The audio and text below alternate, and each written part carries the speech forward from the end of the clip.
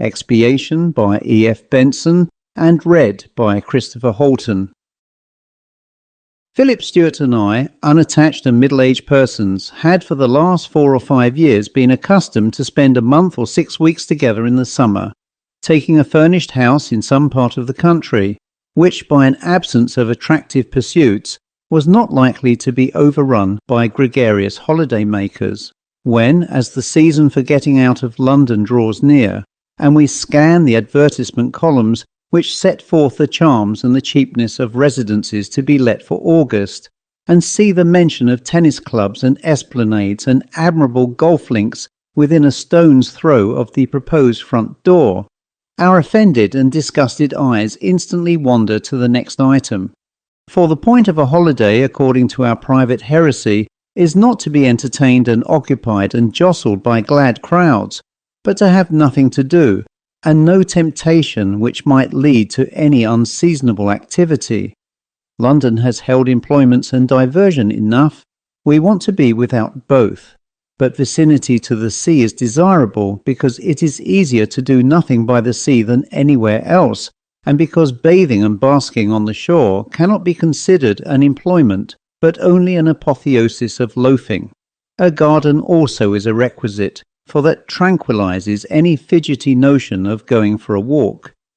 In pursuance of this sensible policy, we had this year taken a house on the south coast of Cornwall, for a relaxing climate conduces to laziness. It was too far off for us to make any personal inspection of it, but a perusal of the modestly worded advertisement carried conviction. It was close to the sea. The village Polvithy, outside which it was situated, was remote and, as far as we knew, unknown. It had a garden, and there was attached to it a cookhouse keeper who made for simplification. No mention of golf links or attractive resorts in the neighbourhood defiled the bald and terse specification, and though there was a tennis court in the garden, there was no clause that bound the tenants to use it. The owner was a Mrs. Hearn, who had been living abroad, and our business was transacted with a house agent in Falmouth. To make our household complete, Philip sent down a parlour-maid and I a housemaid, and after leaving them a day in which to settle in, we followed.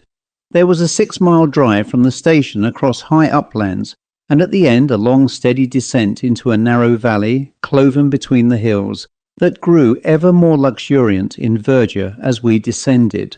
Great trees of fuchsia spread up to the eaves of the thatched cottages, which stood by the wayside, and a stream embowered in green thickets ran babbling through the centre of it. Presently we came to the village, no more than a dozen houses built of the grey stone of the district, and on a shelf just above it a tiny church with parsonage adjoining.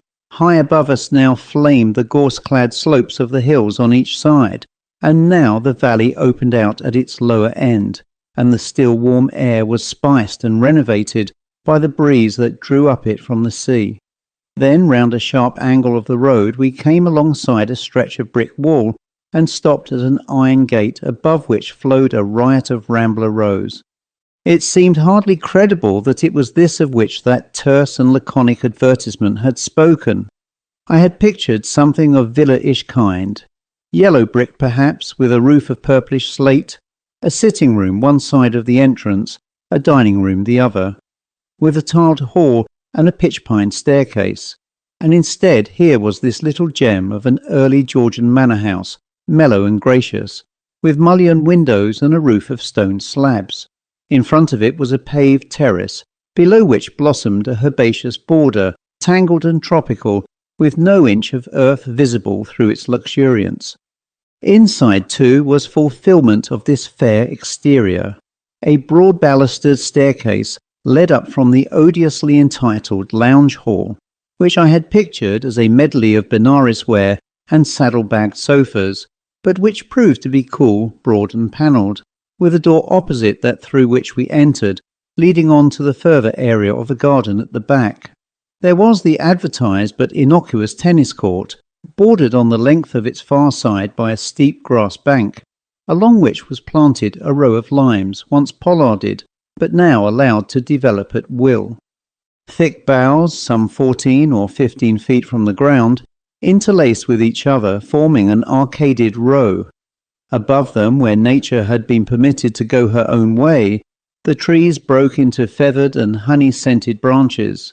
Beyond lay a small orchard climbing upwards. Above that, the hillside rose more steeply, in broad spaces of short-cropped turf and ablaze with gorse, the Cornish gorse that flowers all the year round and spreads its sunshine from January to December. There was time for a stroll through this perfect little domain before dinner, and for a short interview with the housekeeper, a quiet, capable-looking woman, slightly aloof, as is the habit of her race, from strangers and foreigners, for so the Cornish account the English, but who proved herself at the repast that followed to be as capable as she appeared. The evening closed in hot and still, and after dinner we took chairs out onto the terrace in front of the house. "Far the best place we've struck yet," observed Philip.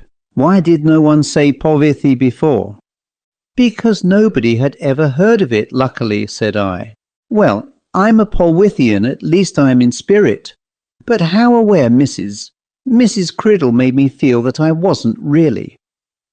Philip's profession, a doctor of obscure nervous diseases, has made him preternaturally acute in the diagnosis of what other people feel, and for some reason quite undefined, I wanted to know what exactly he meant by this. I was in sympathy with his feeling, but I could not analyse it. "Describe your symptoms," I said. "I have. When she came up and talked to us and hoped we should be comfortable and told us that she would do her best, she was just gossiping. Probably it was perfectly true gossip, but it wasn't she. However, as that's all that matters, there's no reason why we should probe further." "Which means that you have," I said. "No, it means that I tried to and couldn't. She gave me an extraordinary sense of her being aware of something, which we knew nothing of being on a plane which we couldn't imagine. I constantly meet such people. They aren't very rare. I don't mean that there's anything the least uncanny about them, or that they know things that are uncanny.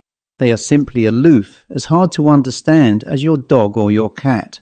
She would find us equally aloof if she succeeded in analysing her sensations about us, but like a sensible woman, she probably feels not the smallest interest in us.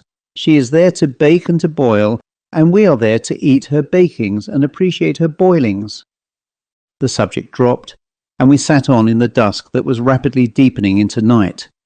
The door into the hall was open at our backs, and a panel of light from the lamps within was cast out onto the terrace. Wandering moths, invisible in the darkness, suddenly became manifest as they fluttered into this illumination and vanished again as they passed out of it. One moment they were there, living things with life and motion of their own, the next they had quite disappeared. How inexplicable that would be, I thought, if one did not know from long familiarity that light of the appropriate sort and strength is needed to make material objects visible. Philip must have been following precisely the same train of thought, for his voice broke in, carrying it a little further. "Look at that moth," he said. "And even while you look, it has gone like a ghost, even as like a ghost it appeared. Light made it visible, and there are other sorts of light, interior psychical light, which similarly makes visible the beings which people the darkness of our blindness." Just as he spoke, I thought for the moment that I heard the tingle of a telephone bell. It sounded very faintly, and I could not have sworn that I had actually heard it. At the most, it gave one staccato little summons and was silent again. "Is there a telephone in the house?" I asked. "I haven't noticed one." "Yes, by the door into the back garden," said he. "Do you want to telephone?" "No, but I thought I heard it ring, didn't you?" He shook his head, then smiled. "Ah, that was it," he said. Certainly now there was the clink of glass, rather bell-like, as the parlour-maid came out of the dining-room with a tray of siphon and decanter, and my reasonable mind was quite content to accept this very probable explanation. But behind that, quite unreasonably, some little obstinate denizen of my consciousness rejected it. It told me that what I had heard was like the moth that came out of darkness and went on into darkness again. My room was at the back of the house, overlooking the lawn tennis court, and presently I went up to bed. The moon had risen, and the lawn lay in bright illumination. bordered by a strip of dark shadow below the pollarded limes. Somewhere along the hillside an owl was foraging, softly hooting, and presently it swept whitely across the lawn. No sound is so intensely rural, yet none, to my mind, so suggests a signal.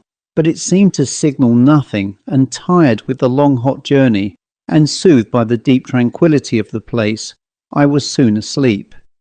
But often during the night I woke, though never to more than a dozing, dreamy consciousness of where I was, and each time I had the notion that some slight noise had roused me, and each time I found myself listening to hear whether the tingle of a telephone bell was the cause of my disturbance. There came no repetition of it, and again I slept, and again I woke with drowsy attention for the sound which I felt I expected, but never heard. Daylight banished these imaginations, but though I must have slept many hours all told, for these wakings had been only brief and partial, I was aware of a certain weariness, as if though my bodily senses had been rested, some part of me had been wakeful and watching all night. This was fanciful enough to disregard, and certainly during the day I forgot it altogether. Soon after breakfast we went down to the sea, and a short ramble along a shingly shore brought us to a sandy cove framed in promontories of rock that went down into deep water.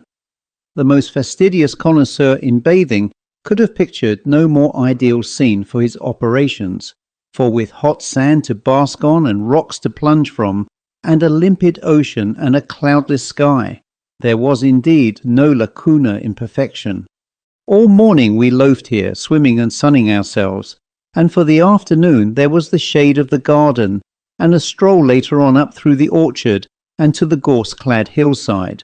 We came back through the churchyard, looked into the church, and coming out, Philip pointed to a tombstone which from its newness among its dusky and moss-grown companions easily struck the eye. It recorded without pious or scriptural reflection the date of the birth and death of George Hearn. The latter event had taken place close on 2 years ago, and we were within a week of the exact anniversary. Other tombstones near were monuments to those of the same name, and dated back for a couple of centuries and more. "Local family," said I, and strolling on we came to our own gate in the long brick wall. It was open from inside just as we arrived at it, and there came out a brisk middle-aged man in clergyman's dress, obviously our vicar. He very civilly introduced himself. I heard that Mrs. Hearn's house had been taken, and that the tenants had come, he said, and I ventured to leave my card. We performed our part of the ceremony, and in answer to his inquiry professed our satisfaction with our quarters and our neighbourhood. "That is good news," said Mr. Stevens. "I hope you will continue to enjoy your holiday. I am Cornish myself, and like all natives, think there is no place like Cornwall." Philip pointed with his stick towards the churchyard. "We noticed that the Hearns are people of the place," he said. Quite suddenly I found myself understanding what he had meant by the aloofness of the race. Something between reserve and suspicion came into Mr. Stevens's face. Yes, an old family here," he said, "and large landowners.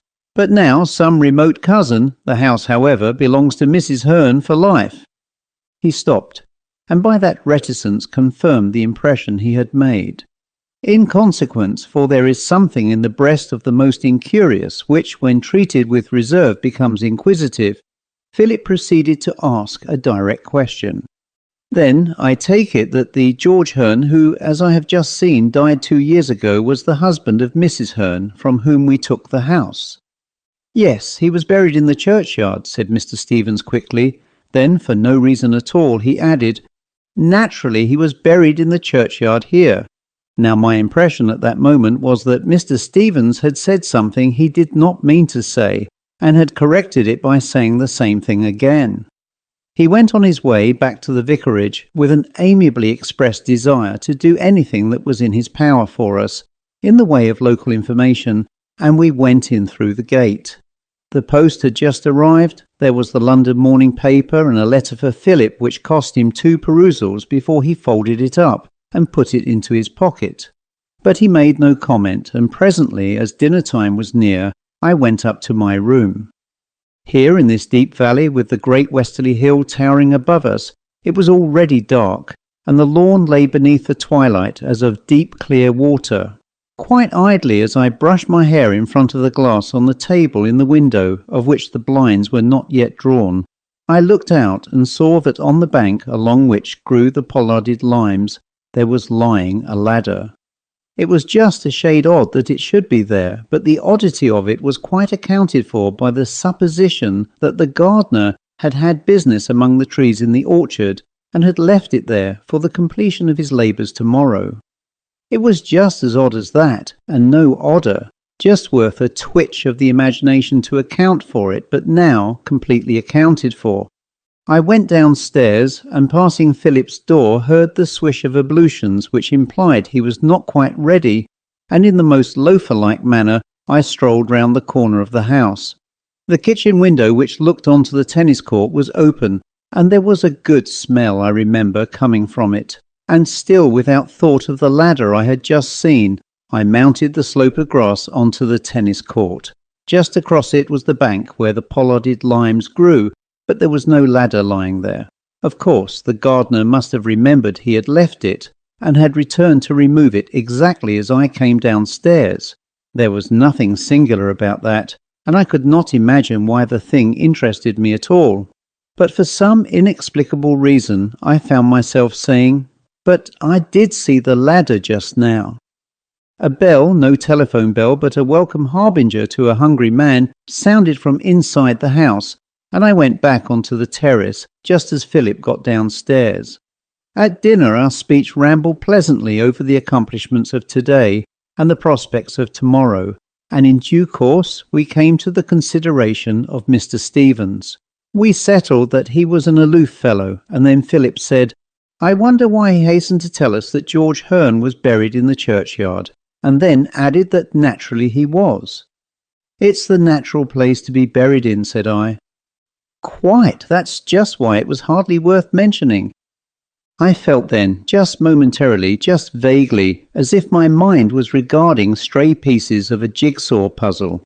The fancied ringing of the telephone bell last night was one of them. This burial of George Hearn in the churchyard was another, and even more inexplicably, the ladder I had seen under the trees was a third. Consciously I made nothing whatever out of them, and did not feel the least inclination to devote any ingenuity to so fortuitous a collection of pieces. Why shouldn't I add, for that matter, our morning's bathe or the gorse on the hillside? But I had the sensation that though my conscious brain was presently occupied with piquet, and was rapidly growing sleepy with the day of sun and sea, some sort of mole inside it was digging passages and connecting corridors below the soil. 5 eventless days succeeded. There were no more ladders, no more phantom telephone bells, and emphatically no more Mr. Stevens. Once or twice we met him in the village street and got from him the curtest salutation possible, short of a direct cut. And yet somehow he seemed charged with information, so we lazily concluded, and he made for us a field of imaginative speculation. I remember that I constructed a highly fanciful romance, which postulated that George Hearn was not dead at all, but that Mr. Stevens had murdered some inconvenient blackmailer whom he had buried with the rites of the church. Or these romances always broke down under cross-examination from Philip. Mr. Stevens himself was George Hearn, who had fled from justice and was supposed to have died.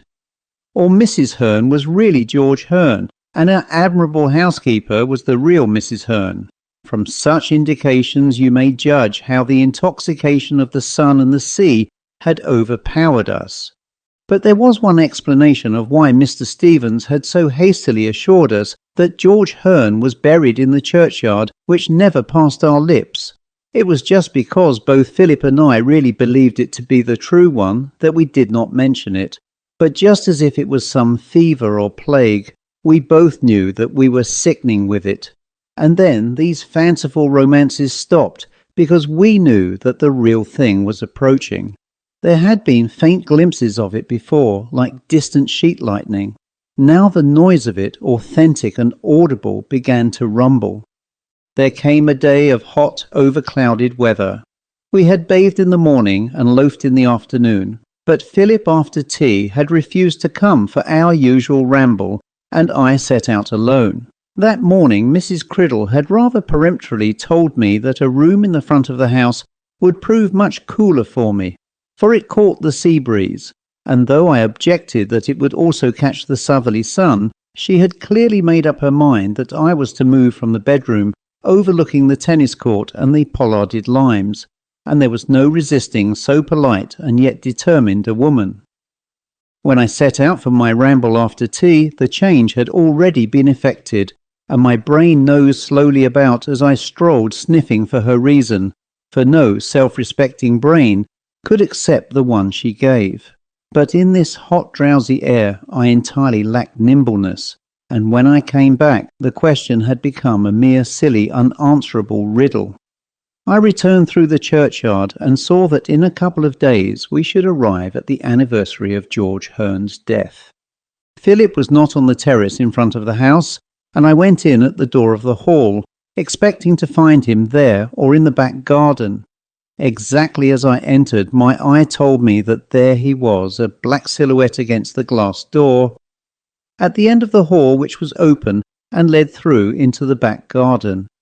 He did not turn round at the sound of my entry, but took a step or two in the direction of the far door, still framed in the oblong of it. I glanced at the table where the post lay, found letters both for me and him, and looked up again. There was no one there. He had hastened his steps, I supposed, but simultaneously I thought how odd it was that he had not taken his letters, if he was in the hall, and that he had not turned when I entered. However, I should find him just round the corner, and with his post and mine in my hand, I went towards the far door. As I approached it, I felt a sudden cold stir of air, rather unaccountable, for the day was notably sultry, and went out. He was sitting at the far end of the tennis court. I went up to him with his letters. "I thought I saw you just now in the hall," I said, but I knew already that I had not seen him in the hall. He looked up quickly. "And have you only just come in?" he said. "Yes, this moment. Why?" "Because half an hour ago I went in to see if the post had come and thought I saw you in the hall." "And what did I do?" I asked. "You went out onto the terrace, but I didn't find you there." There was a short pause as he opened his letters. "Damned interesting," he observed, "because there's someone here who isn't you or me." "Anything else?" I asked. He laughed, pointing at the row of trees. "Yes, something too silly for words," he said. "Just now I saw a piece of rope dangling from the big branch of that pollarded lime. I saw it quite distinctly, and then there wasn't any rope there at all, any more than there is now." Philosophers have argued about the strongest emotion known to man. Some say love, others hate, others fear. I am disposed to put curiosity on a level at least with these august sensations, just mere simple inquisitiveness. Certainly at the moment it rivaled fear in my mind, and there was a hint of that. As he spoke, the parlour-maid came out into the garden with a telegram in her hand. She gave it to Philip, who without a word scribbled a line on the reply-paid form inside it and handed it back to her. "Dreadful nuisance," he said, "but there's no help for it. A few days ago I got a letter which made me think I might have to go up to town, and this telegram makes it certain. There's an operation possible on a patient of mine, which I hope might have been avoided, but my locum tenens won't take the responsibility of deciding whether it is necessary or not." He looked at his watch. "I can catch the night train," he said, "and I ought to be able to catch the night train back from town tomorrow. I shall be back, that is to say, the day after tomorrow in the morning. There's no help for it. Ha! That telephone of yours will come in useful. I can get a taxi from Falmouth and needn't start till after dinner." He went into the house and I heard him rattling and tapping at the telephone. Soon he called for Mrs. Criddle and presently came out again. "We're not on the telephone service," he said. "It was cut off a year ago, only they haven't removed the apparatus. But I can get a trap in the village, Mrs. Criddle says, and she's sent for it. If I start at once, I shall easily be in time. Spicer's packing a bag for me, and I'll take a sandwich." He looked sharply towards the pollarded trees. "Yes, just there," he said. "I saw it plainly, and equally plainly I saw it not. And then there's that telephone of yours." I told him now about the ladder I had seen below the tree where he saw the dangling rope. "Interesting," he said, "because it's so silly and unexpected. It is really tragic that I should be called away just now, for it looks as if the matter were coming out of the darkness into a shaft of light. But I'll be back, I hope, in 36 hours. Meantime, do observe very carefully, and whatever you do, don't make a theory. Darwin says somewhere that you can't observe without a theory, but to make a theory is a great danger to an observer. It can't help influencing your imagination. You tend to see or hear what falls in with your hypothesis. So just observe. Be as mechanical as a phonograph and a photographic lens." Presently the dog cart arrived, and I went down to the gate with him. "Whatever it is that is coming through in bits," he said. "You heard a telephone. I saw a rope. We both saw a figure, but not simultaneously nor in the same place. I wish I didn't have to go." I found myself sympathizing strongly with this wish, when after dinner I found myself with a solitary evening in front of me, and the pledge to observe binding me. It was not mainly a scientific ardour that prompted this sympathy and the desire for independent combination, but quite emphatically fear of what might be coming out of the huge darkness which lies on all sides of human experience. I could no longer fail to connect together the fancied telephone bell, the rope and the ladder, for what made the chain between them was the figure that both Philip and I had seen. Already my mind was seething with conjectural theory, but I would not let the ferment of it ascend to my surface consciousness. My business was not to aid but rather stifle my imagination. I occupied myself, therefore, with the ordinary devices of a solitary man, sitting on the terrace, and subsequently coming into the house, for a few spots of rain began to fall. But though nothing disturbed the outward tranquillity of the evening, the quietness administered no opiate to that seething mixture of fear and curiosity that obsessed me. I heard the servants creep bedwards up the back stairs, and presently I followed them. Then, forgetting for the moment that my room had been changed, I tried the handle of the door of that which I had previously occupied. It was locked. Now here, beyond doubt, was the sign of a human agency, and at once I was determined to get into the room. The key, I could see, was not in the door, which must therefore have been locked from outside. I therefore searched the usual cache for keys along the top of the door frame, found it, and entered. The room was quite empty, the blinds not drawn, and after looking round it, I walked across to the window. The moon was up, and though obscured behind clouds, gave sufficient light to enable me to see objects outside with tolerable distinctness. There was the row of pollarded limes, and then, with a sudden intake of my breath, I saw that a foot or two below one of the boughs there was suspended something whitish and oval, which oscillated as it hung there. In the dimness I could see nothing more than that. But now conjecture crashed into my conscious brain. But even as I looked, it was gone again. There was nothing there but deep shadow, the trees steadfast in the windless air. Simultaneously, I knew that I was not alone in the room. I turned swiftly about, but my eyes gave no endorsement of that conviction, and yet their evidence that there was no one here except myself failed to shake it. The presence somewhere close to me needed no such evidence. It was self-evident though invisible, and my forehead was streaming with the abject sweat of terror. Somehow I knew that the presence was that of the figure both Philip and I had seen that evening in the hall. And, credit it or not as you will, the fact that it was invisible made it infinitely the more terrible. I knew too that though my eyes were blind to it, it had got into closer touch with me. I knew more of its nature now. It had had tragic and awful commerce with evil and despair. Some sort of catalepsy was on me while it thus obsessed me. Presently, minutes afterwards, or perhaps mere seconds, the grip and clutch of its power was relaxed, and with shaking knees I crossed the room and went out, and again locked the door. Even as I turned the key, I smiled at the futility of that. With my emergence, the terror completely passed. I went across the passage leading to my room, got into bed, and was soon asleep. But I had no more need to question myself as to why Mrs. Criddle made the change. Another guest, she knew, would come to occupy it as the season arrived when George Hearn died and was buried in the churchyard. The night passed quietly, and then succeeded a day hot and still and sultry beyond belief. The very sea had lost its coolness and vitality, and I came in from my swim tired and enervated instead of refreshed.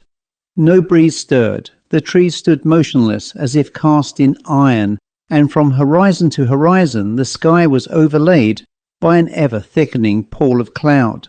The cohorts of storm and thunder were gathering in the stillness, and all day I felt that power, other than that of these natural forces, was being stored for some imminent manifestation.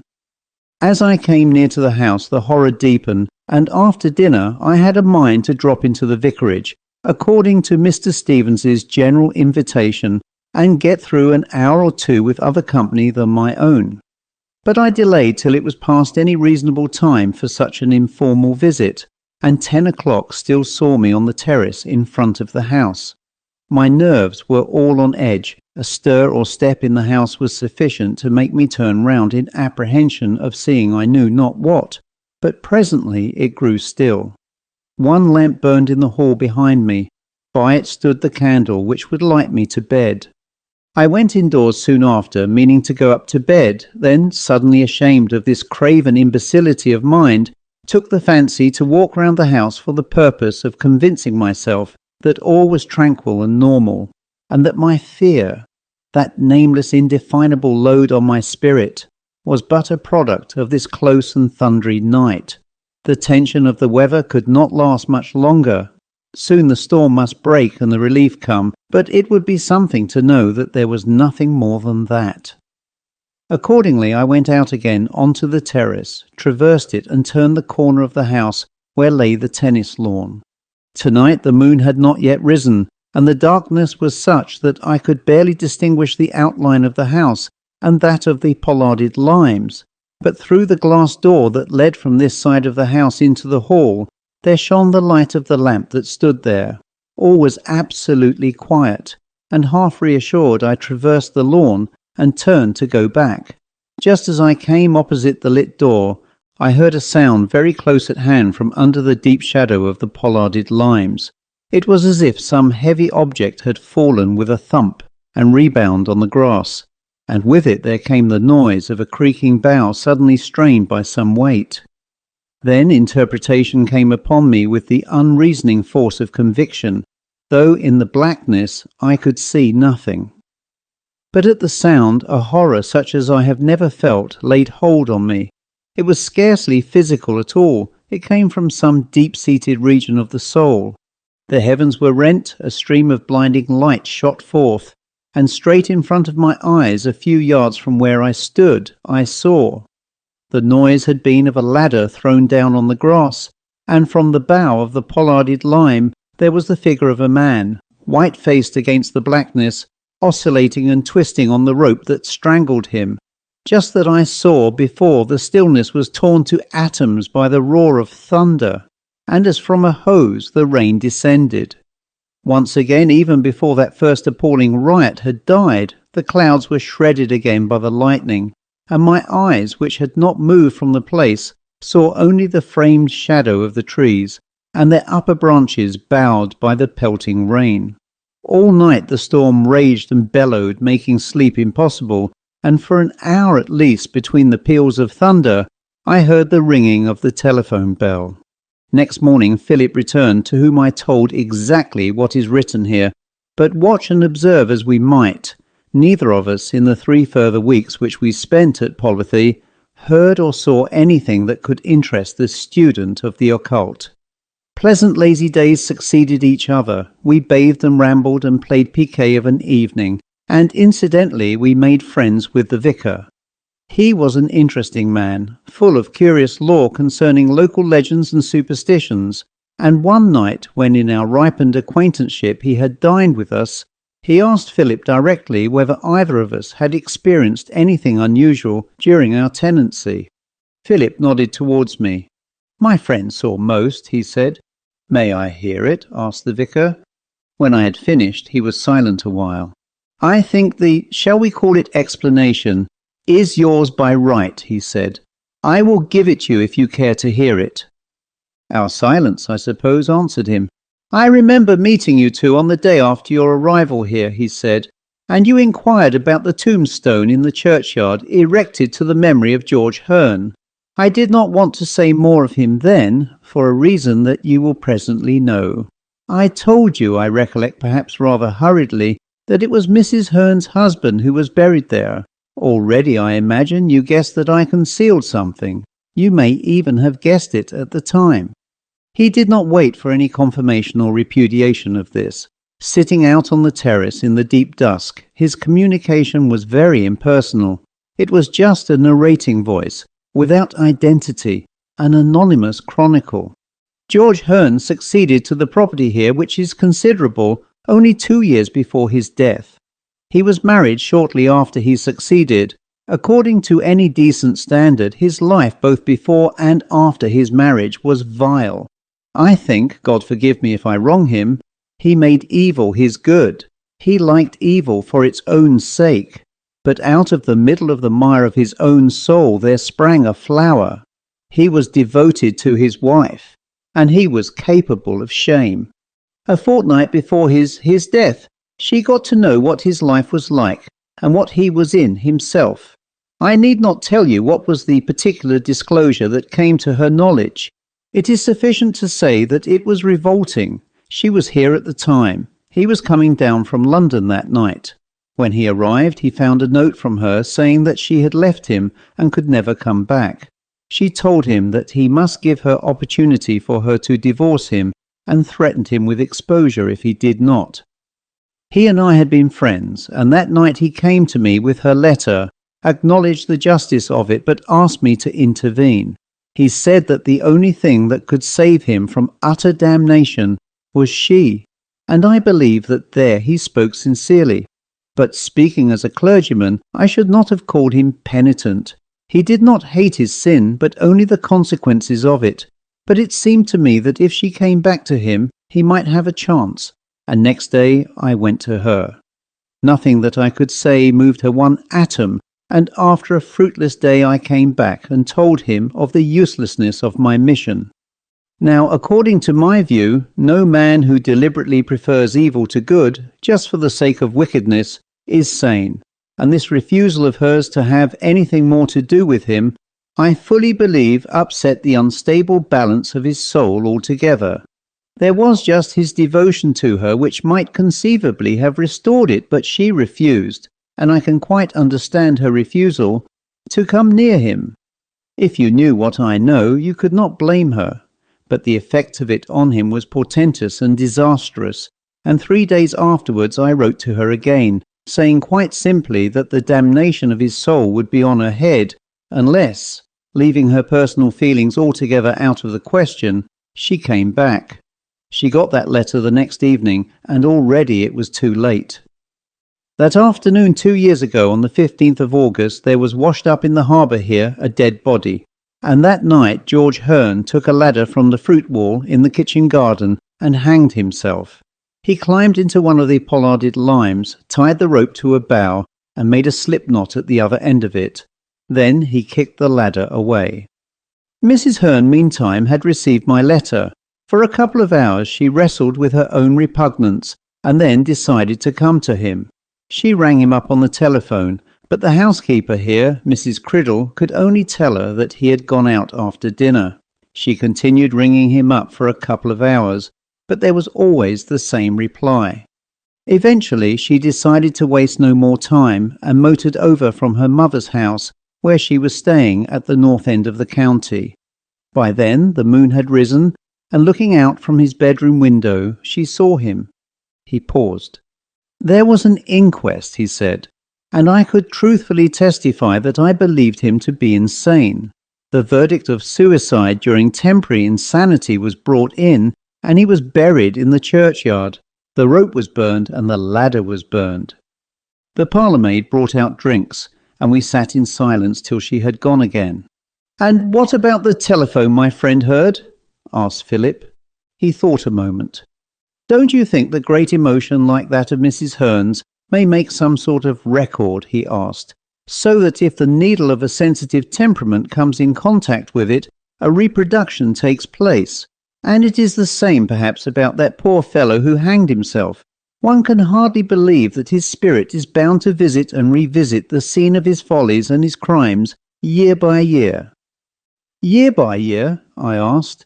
"Apparently. I saw him myself last year. Mrs. Criddle did also." He got up. "How can one tell?" he said. "Expiation, perhaps. Who knows?" The end. The Temple by E.F.Benson and read by Christopher Halton. Frank Ingleton and I had left London early in July with the intention of spending a couple of months at least in Cornwall. This sojourn was not by any means to be a complete holiday, for he was a student of those remains of prehistoric civilization which are found in such mysterious abundance in the ancient county, and I was employed on a book which should have already been approaching completion, but which was still lamentably far from its consummation. Naturally, there was to be a little golf and a little sea bathing for relaxation, but we were both keen on our work and meant to have gathered in a respectable harvest of industry before we returned. The village of St. Caradoc, from all accounts, seemed likely to be favourable to our projects, for there were remains in the neighbourhood which had never been thoroughly investigated by any archaeologist, and its position on the map, remote from any of the more celebrated holiday centres, promised a reasonable tranquillity. It supplied also the desirable relaxations. The clubhouse of a pleasantly hazardous golf course stood at the bottom of the hotel garden, and 5 minutes' walk across the sand dunes among which the holes were placed led to the beach.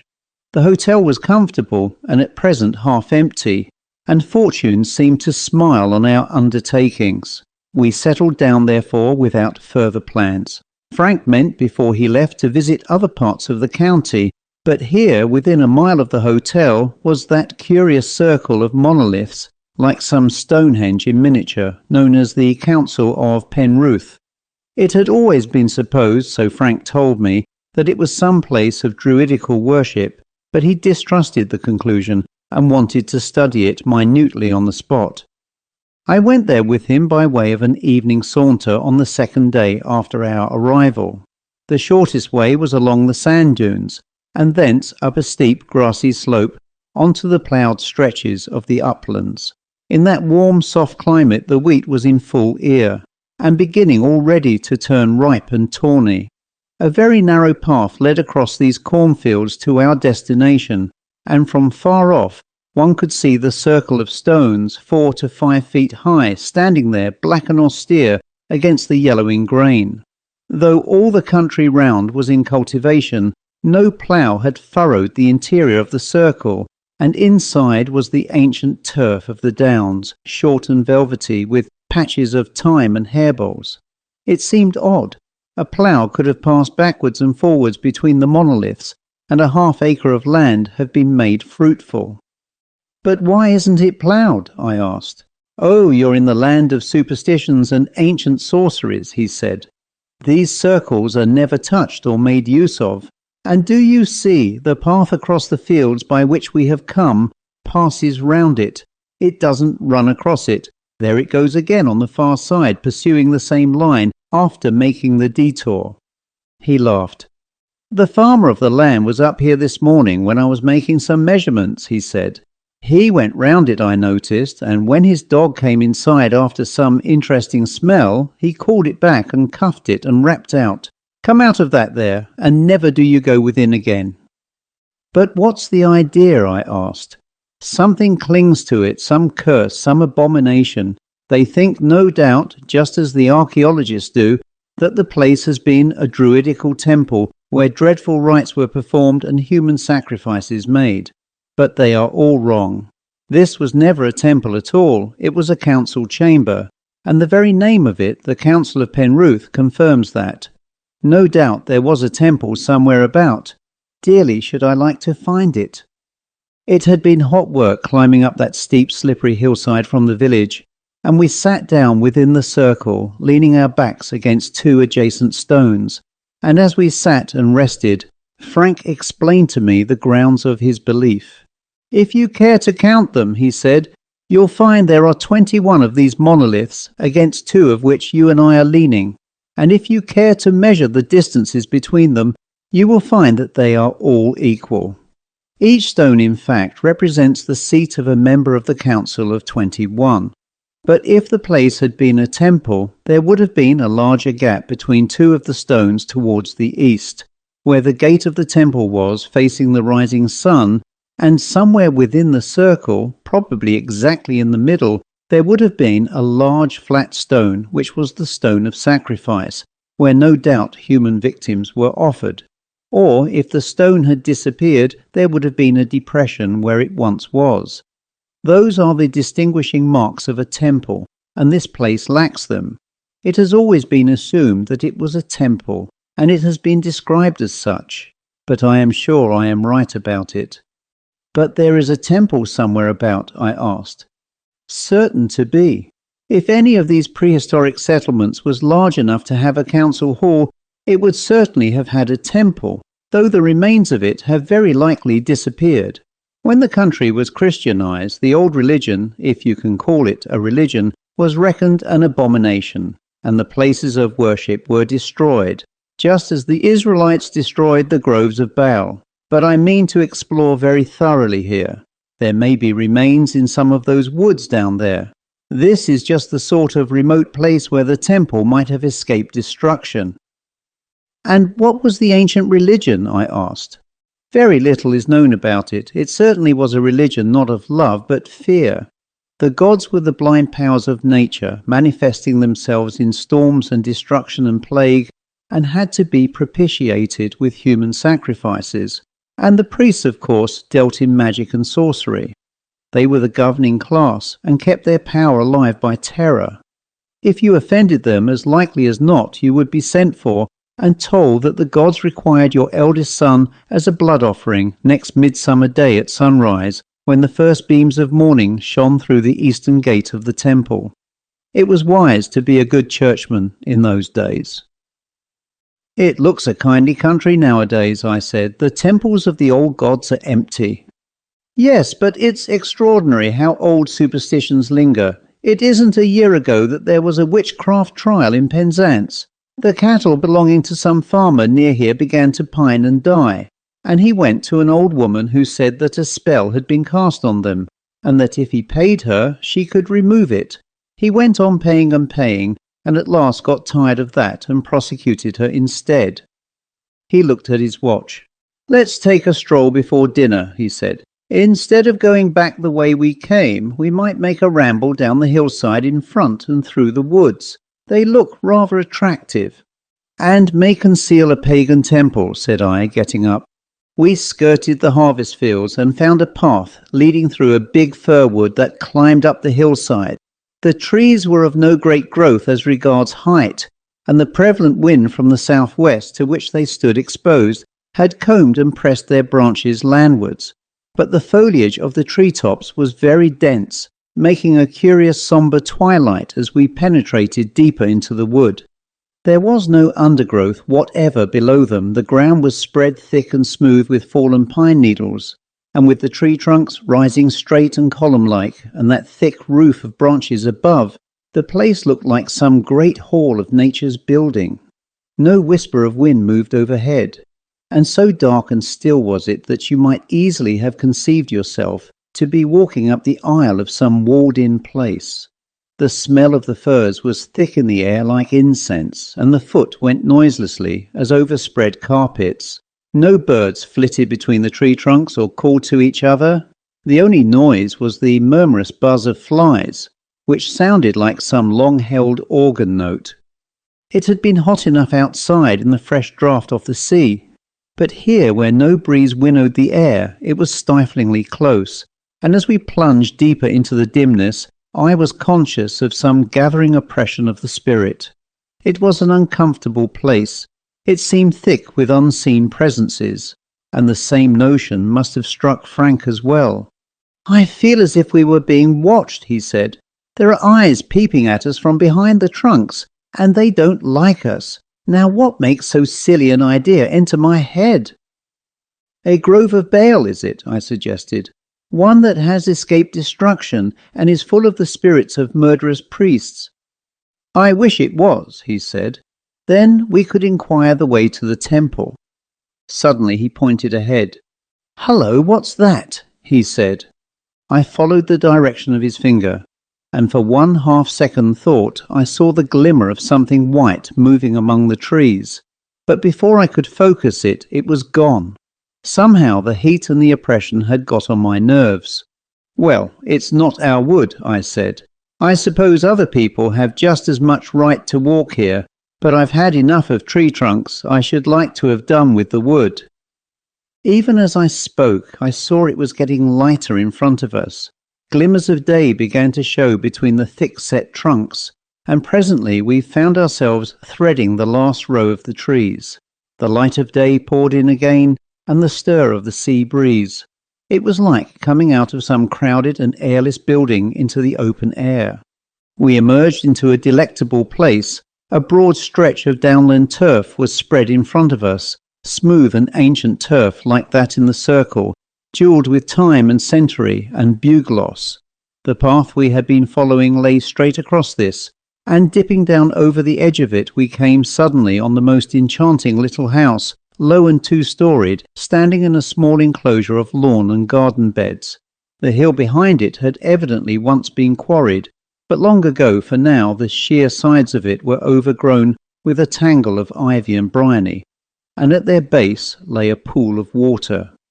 Beyond and bordering the lawn was a copse of birches and hornbeams, which half encircled the clearing in which stood house and garden.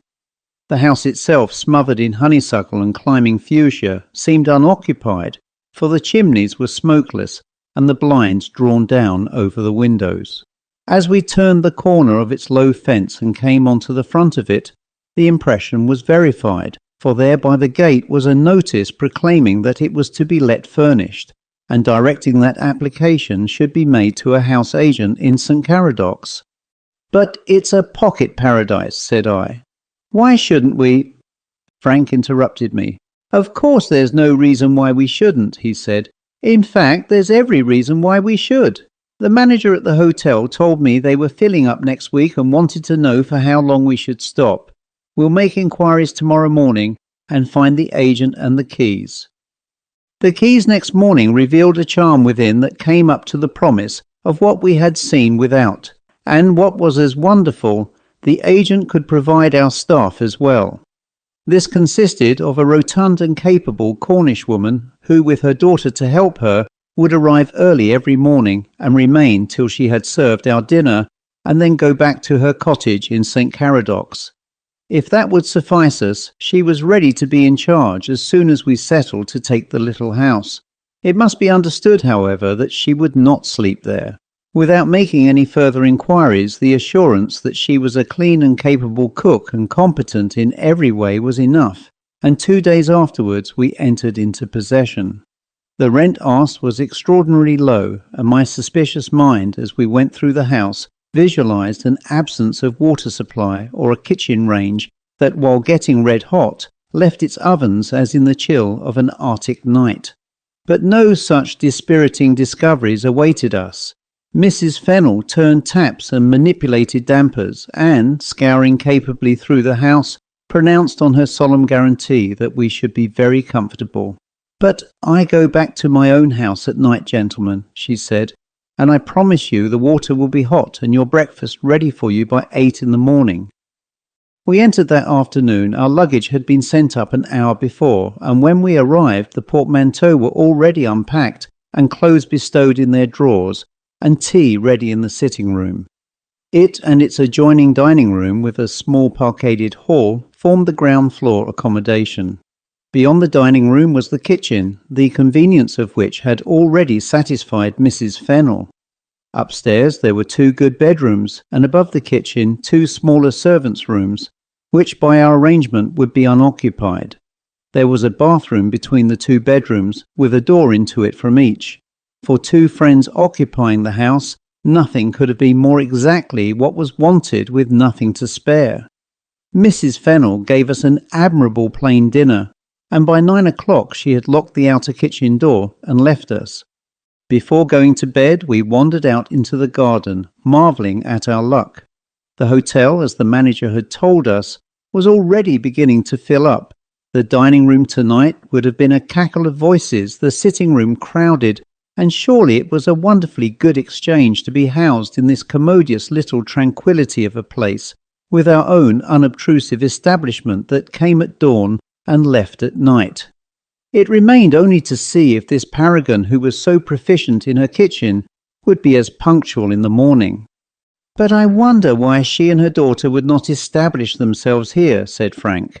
"They live alone down in the village. You'd have thought that they would have shut their cottage up and saved themselves a morning and evening tramp." "Gregariousness," said I. "They like to know that there are people, just people, close at hand and to right and left. I like to know that there are not. I like—" As I spoke, we turned at the garden gate, where the notice that the house was to let had been, and my eyes quite idly travelled across the space of open downland to the black fringe of the wood that stood above it, and for a moment bright and then quenched again like the line of fire made by a match that has been struck and has not flared. I saw a light there. It was only for a second that it was visible, but it must have been somewhere inside the wood, for against that luminous streak I saw the shape of the fir trunks. "Did you see that?" I said to Frank. "A light in the wood?" he asked. "Yes, it has appeared there several times, just for a moment and then disappearing again. Some farmer, perhaps, finding his way home." That was a very sensible conclusion, and for some reason that I did not trouble to probe, my mind hastened to adopt it. After all, who was more likely to be passing through the wood than men from the upland farms going home at closing time from the Red Lion at St. Caradoc's? I was roused next morning out of very deep sleep by the entry of Mrs. Fennell with hot water. It was a struggle to join myself up with the waking world again. I had the impression of having dreamed very vividly of things dark and dim, and of perilous places, and though I had certainly slept for something like 8 hours at a stretch, I felt curiously unrefreshed. At breakfast, Frank was more silent than his wont, but presently we were making plans for the day. He proposed to explore the wood again while I was busy with my work. In the afternoon, a round of golf would bring us to tea time. Before he started and I settled down, we strolled about the garden that dozed tranquilly in the hot morning sun, and again congratulated ourselves on our exchange from the hotel. We went down to the pool below the quarried cliff, and there I left him to return to the house, while he, in order to start exploring at once, followed an overgrown path that led into the copse of birch and hornbeam, of which I have spoken. But I had not crossed the lawn before I heard myself called. "Come here a minute," he shouted. "I've found something interesting." I retraced my steps, and pushing through the trees, found him standing by a tall black granite stone that pushed its moss-green head above the undergrowth. "It's a monolith," he said excitedly. "It's like one of those stones in the circle. Perhaps there has been another circle here, or perhaps it's a stone of the temple. It's deep in the earth. It looks as if it was in place. Let's see if we can find another in this copse." He pushed on into the thick-growing trees to the right of the path, and I, infected with his enthusiasm, made an exploration to the left. Before long I came upon another stone of the same character as the first, and my shout of discovery was echoed by his. Yet another rewarded his hunting, and as I emerged from the copse on the edge of the quarry pool, I found a fifth, standing but fallen forward in a bed of rushes that fringed the water. In the excitement of this find, my planned studiousness was of course abandoned. So too, when we had eaten a hearty lunch, was the projected game of golf, and before evening we had arrived at a rough scheme of the entire place. Most of the stones were in the belt of copse that half encircled the house, and with a tape measure we found that these were set at uniform intervals from each other, except that exactly twice that interval separated the two stones that lay due east of the circle. In the bank that lay to the south of the house, several were missing, but in each case, by digging at the proper intervals, we found fragments of granite grassed over in the soil, which indicated that these stones had been broken up and used, probably for building materials, and this conjecture of Frank's was confirmed by the discovery of pieces of granite built into the walls of the house we occupied.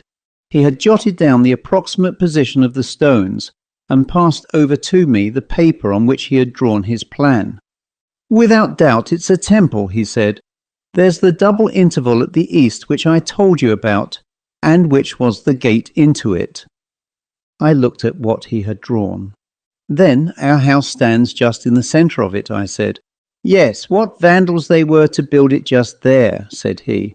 "Probably the stone of sacrifice lies somewhere below it. Good Lord, dinner ready, Mrs. Fennel? I had no idea it was so late." The sky had clouded over during the afternoon, and while we sat at dinner, a windless and heavy rain began to fall and thunder to mutter over the sea. Mrs. Fennel came in to inquire into our taste for tomorrow, and as there was every appearance of a violent storm approaching, I asked her whether she and her girl would not stop here for the night and save themselves a wetting. "No, I'll be off now, sir, thank you," she said. "We don't mind a wetting in Cornwall." "But not very good for your rheumatism," I said. She had mentioned that she was a sufferer in this respect. A blink of lightning flashed rather vividly across the uncurtained windows, and the rain hissed more heavily. "No, I'll be off now," she said, "for it's late already. Good night, gentlemen." We heard her turn the key in the kitchen door, and presently the figures of herself and her girl passed the window.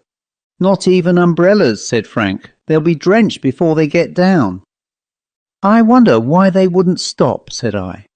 Frank was soon employed on preparations for a plan to scale that he was meaning to make tomorrow, and he began putting in the house, which he had ascertained stood just in the centre of the temple. The size of the ground plan of it was all he required on the scale he intended for the complete plan, and after measuring the sitting room, passage and dining room, he went through into the kitchen. Meanwhile, I had settled down to the work I had intended to do this morning, and proposed to get a couple of solid hours at it before I went to bed.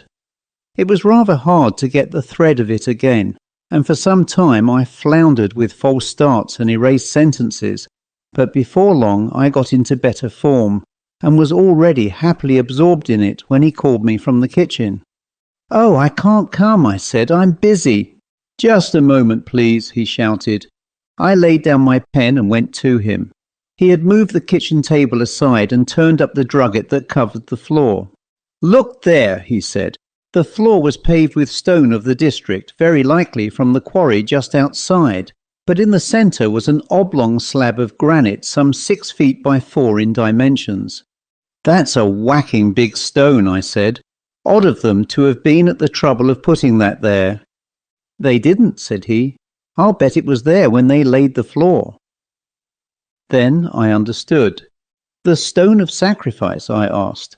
"Rather, granite and just in the centre of the temple. It can't be anything else." Some sudden thrill of horror seized me. It was on that stone that young boys and maidens, torn from their mothers' arms and bound hand and foot, were laid, while the priest, with one hand over the victim's eyes, plunged the flint knife into the smooth white throat, sawing through the tissue till the blood spurted from the severed artery. In the flickering light of the candle, Frank carried the stone seemed wet and darkly glistening. And was that noise only the rain volleying on the roof, or the beating of drums to drown the cries of the victim? "It's terrible," I said. "I wish you hadn't found it." Frank was on his knees by it, examining the surface of it. "I can't say I agree with you," he said. "It just puts the final touch of certainty on my discovery. Besides, whether I had found it or not, it would have been there just the same." "Well, I'm going on with my work," I said. "It's more cheerful than stones of sacrifice." He laughed. "I hope it's as interesting," he said. It appeared when I went back to it that it was not, and try as I would, I could not recapture the interest which is necessary to production of any kind. Even my eye wandered from the words I wrote. As for my mind, it would give only the most cursory glance at that for which I demanded its fixed attention. It was busy elsewhere. I found myself, at its bidding, scrutinizing the shadowy corners of the room, but there was nothing there. And all the time, some strange darkness, blacker than that which pressed in upon the house, began to grow upon my spirit. There was fear mingled with it, though I did not know what I was afraid of, but chiefly it was some sort of despair and depression, distant as yet and undefined, but quietly closing in upon me. As I sat with my pen still in my hand, trying to analyze these perturbed and troubled sensations, I heard Frank call out sharply from the kitchen, the door of which, on my return, I had left open. "Hullo!" he cried. "What's that? Is anyone there?" I jumped from my seat and went to join him. He was standing close to the stove, holding his candle above his head and looking at the door into the garden, which Mrs. Fennell had locked on her departure. "What's the matter?" I asked. He looked round at me, startled by the sound of my voice. "Curious," he said. "I was just measuring the stone when out of the corner of my eye I thought I saw that door open. But it's locked, isn't it?" He tried the handle, but sure enough it was locked. "Optical delusion," he said. "Well, I've finished here for the present, but what a night! Frightfully oppressive, isn't it? And not a breath of air stirring." We went back to the sitting room. I put away my laboured manuscript, and we got out the cards for a game of piquet. But after one party he rose with a yawn. "I really don't think I could keep awake for another," he said. "I'm heavy with sleep. Let's have a breath of air. The rain seems to have stopped, and go to bed. Or are you going to sit up and work?" I had not meant to do so, but his suggestion made me determined to have another try. There was certainly some mysterious pall of depression on me, and the wisest thing to do was to fight it. "I shall try for half an hour," I said, "and see how it goes." And I followed him to the front door of the house. The rain, as he said, had ceased, but the darkness was impenetrable, and shuffling with our feet, we took a few steps along the gravel path to the corner of the house. There the light from the sitting-room windows cast a circle of illumination, and one could see the flower beds glistening with the wet. Though it was night, the air was still so hot that the gravel path was steaming. Beyond that, nothing was visible of the lawn or the hill that sloped up to the fir wood. But as we stood there, I saw, as last night, a light moving up there. Now, however, it seemed to be outside the wood, for its progress was not interrupted by the tree trunks. Frank saw it too and pointed at it.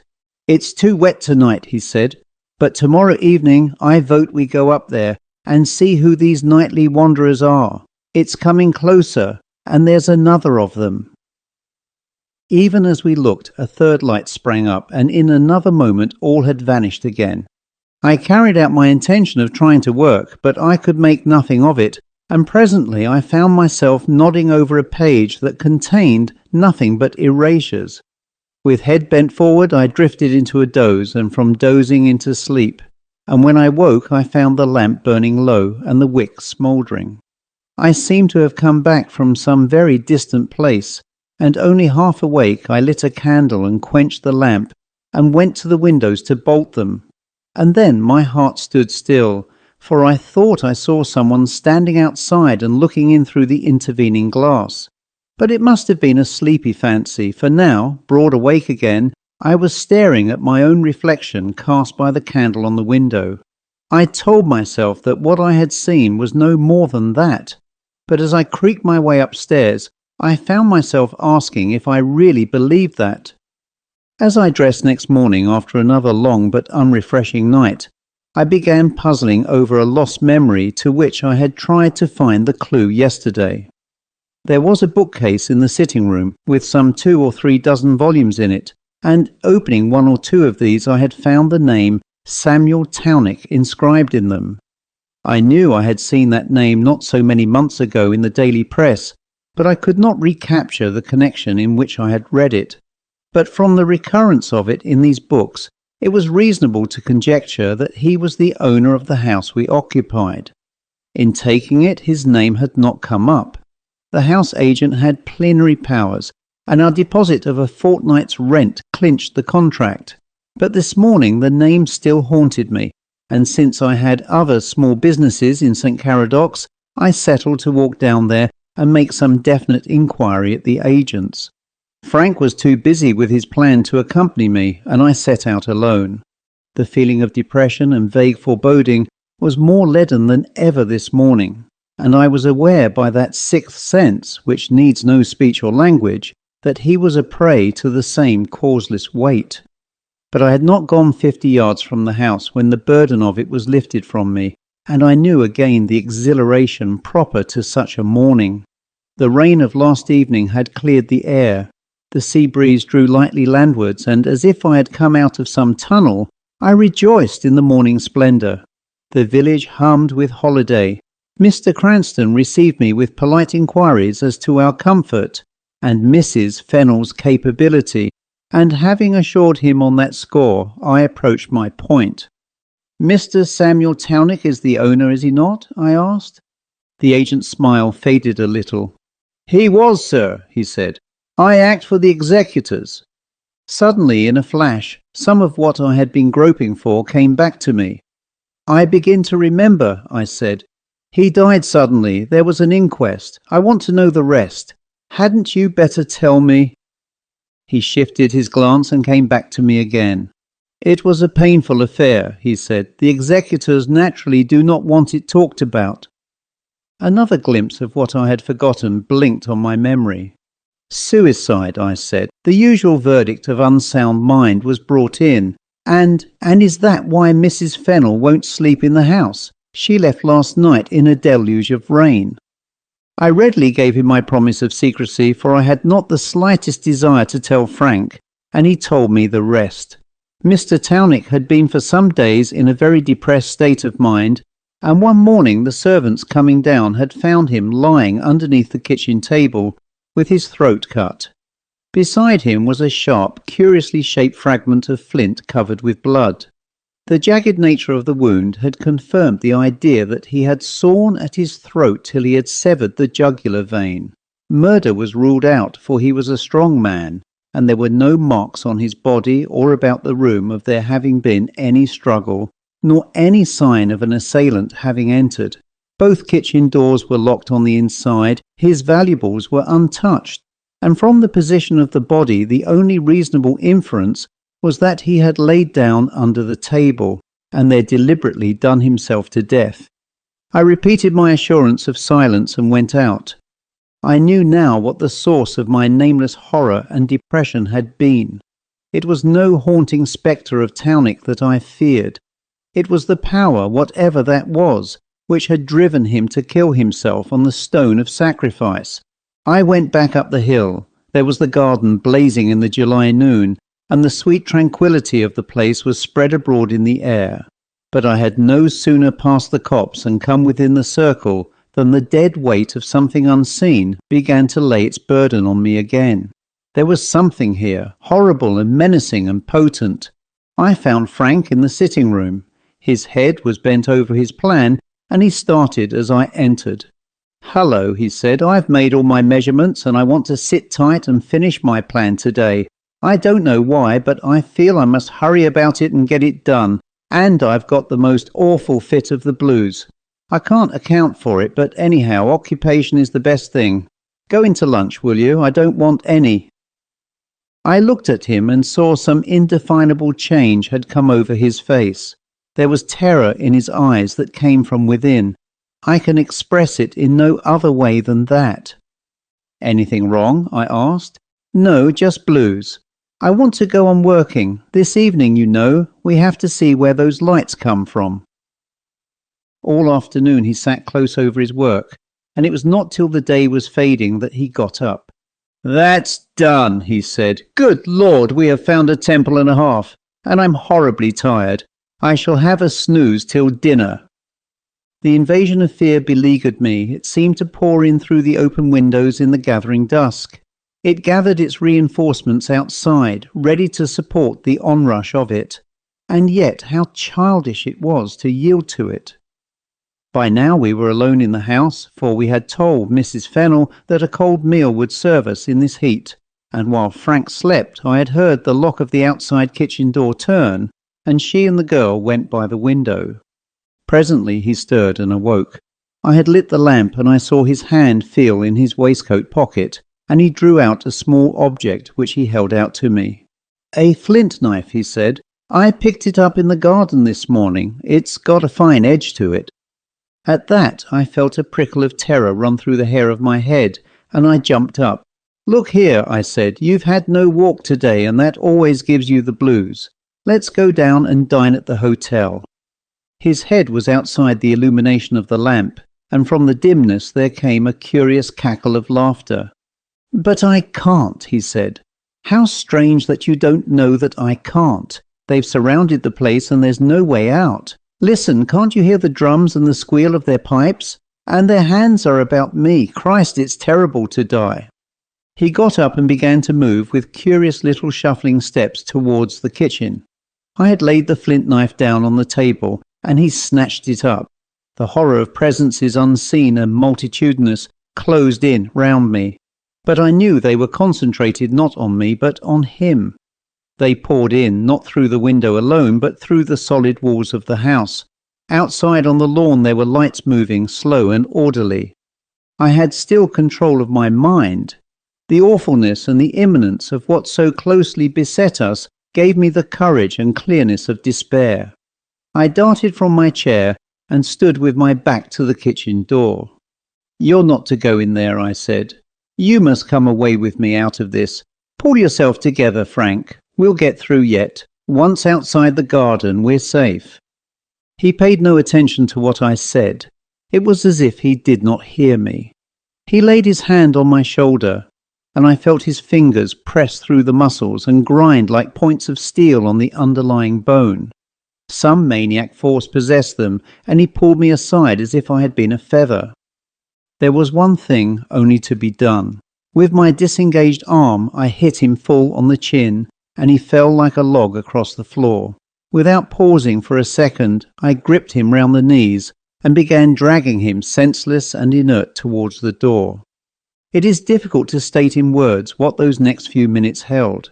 I saw nothing, I heard nothing, I felt no touch of invisible hands upon me, but I can imagine no grinding agony of pain that wrenches body and soul asunder to equal that war of the evil and the unseen that raged about me. I struggled against no visible adversary, and there was the horror of it, for I am sure that no phantom of the dead that die not could have evoked so unnerving a terror. Before those intangible hosts had fully closed in round me and my unconscious burden, I had got him onto the lawn, and it was then that the full stress of their beleaguering might poured in upon me. Strange fugitive lights wavered round me, and muttered voices filled the air, and as I dragged Frank over the grass, his weight seemed to grow till it was not a man's body that I was pulling along, but something well nigh immovable, so that I had to tug and pant for breath and tug again. "God help us both," I heard myself muttering. "Deliver us from our ghostly enemies." And again I tugged and panted for breath. Close at hand now was the ring of enclosing copse, where the stones of the circle stood, and I made one final effort of concentration, for I knew that my spirit was spent, and soon there would be no power of fight left in me at all.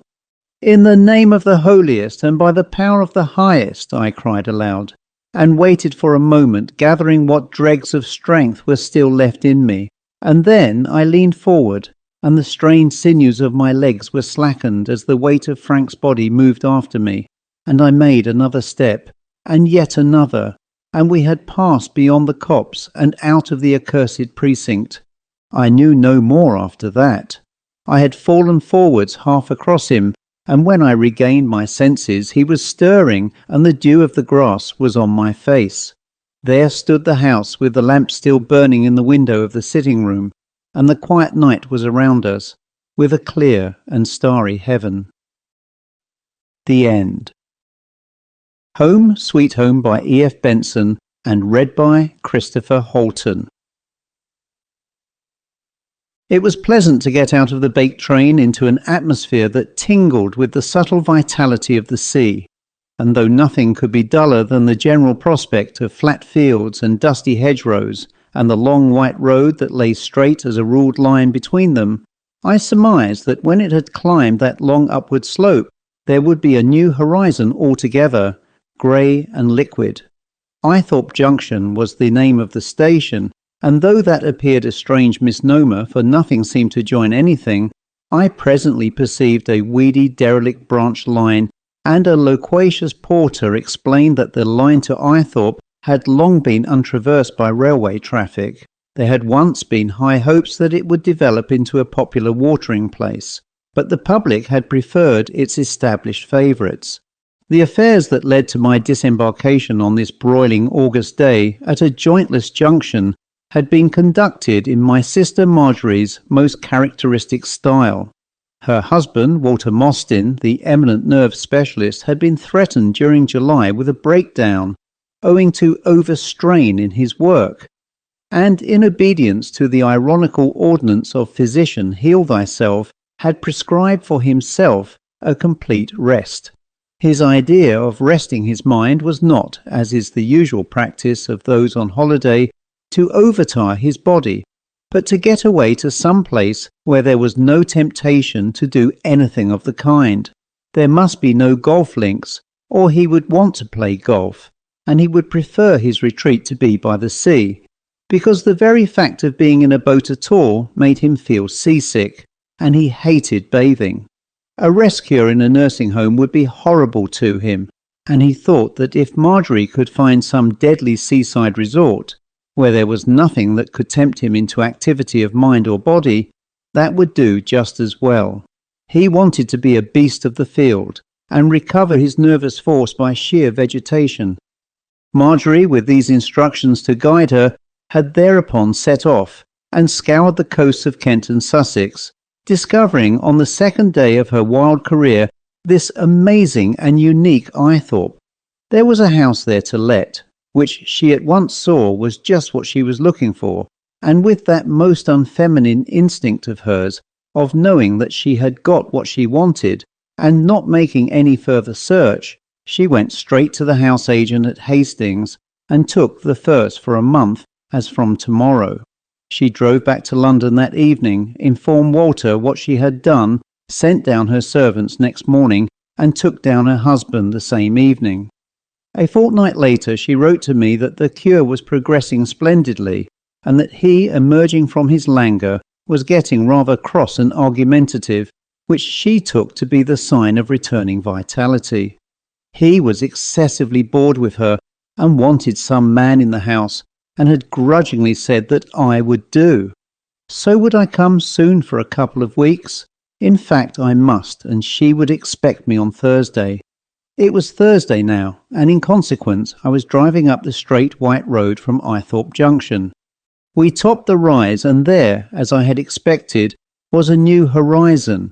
The sea sprang up to eye level, the ground declined steeply over a stretch of open downland dotted with furze bushes, to a line of low cliffs that fringed the shore.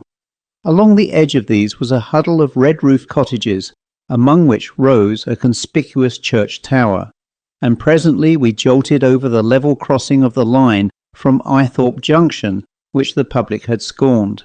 On the left was a small abandoned station with weed-grown platform, and a board much defaced by the weather, bearing the inscription, Eythorpe and Coltham. The name Coltham stirred some remote vibration in my mind. I felt that I had heard the name before, but could not recall the reason for its faint familiarity. The road forked, the left-hand branch of it leading up the village street. The other, which we took, had a signpost with the information that Coltham was 1 mile distant. We traversed, I should have guessed, 2 or 3 furlongs, and there, close at hand, separated from the highway by a field through which led a grass-grown drive, stood a big mellow-walled farmhouse. A clump of rather fine Scotch firs at one end of it was sufficient indication of its identity. I was taken into and through a broad passage, you might call it a hall, which intersected the house, and from which a dignified staircase led to the upper story. At its further end, a glass-paned door opened into the garden, but there was no one here, and the servant supposed that they had gone strolling, perhaps down to the beach.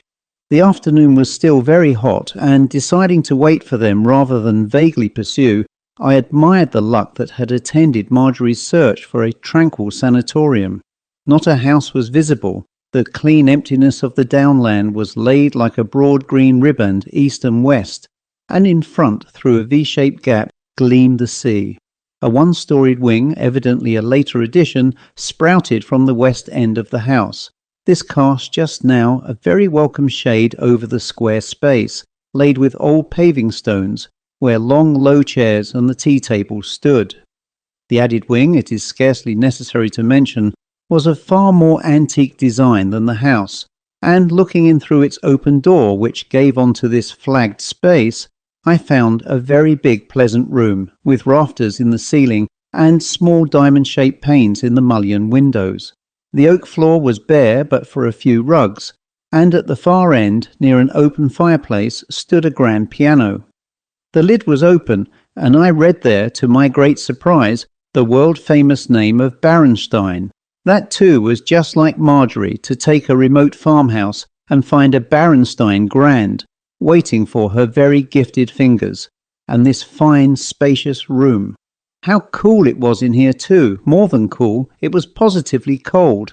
And at that moment, hearing familiar voices outside, I stepped out again onto the paved space from which I had entered. Certainly, Walter did not look as if a fortnight ago he had been on the edge of a nervous breakdown. His face was bronzed and ruddy. He strode along with a firm step and was talking in that loud, confident voice that had so often brought comfort to sufferers. "But I tell you, darling," he was saying, "that it isn't that our senses occasionally deceive us. They habitually deceive us. Ah, there he is. Welcome, my dear Ted. You have come to a place beyond the limits of the civilized world, and it has done me a world of good already. Distractions, things that interest us, are what starves the nerves. Boredom, there's the panacea for nerves. I've never been so bored in my life, and I'm a new man." Marjorie laughed. "I wonder how often you've told your patients exactly the opposite," she said. "Ted, there's a magnificent Berenstain here. Did you ever know such luck? But isn't it so, Walter? You always say that there's hope even for people who take an interest in postage stamps. Never mind. You hate being consistent, and I won't press it. What about the senses habitually deceiving us? Obvious, your eyes, for instance. If you see a house half a mile off, your eyes tell you it is about 1/4 of an inch in height. If another train passes you as yours is standing in a station, they will tell you that you are moving in the opposite direction. Smell and taste are the same. If you shut your eyes, you have no idea whether your cigarette is alight. Your sense of warmth and cold too. If you put your hand on a piece of very cold metal, it gives you the sensation of burning. I'm just as bad as you, perhaps worse, for my senses tell me that that room in there is bitterly cold today, but the thermometer says it is 65 degrees. I was suffering from some subjective disturbance, that was all, and my imbecile senses told me it was cold. There was the thermometer saying it was warm. The senses, as I tell you, are habitually deceptive. Liars. There was all his usual vehemence in this, and so I thought, a little more. He was clearly upset at this divergence of view between his senses and the thermometer. "But I'm on the side of your senses," I said. "I went in there just now, and I swear it was more than chilly." He threw a quick glance over to Marjorie before he answered. "More liars, then," he said.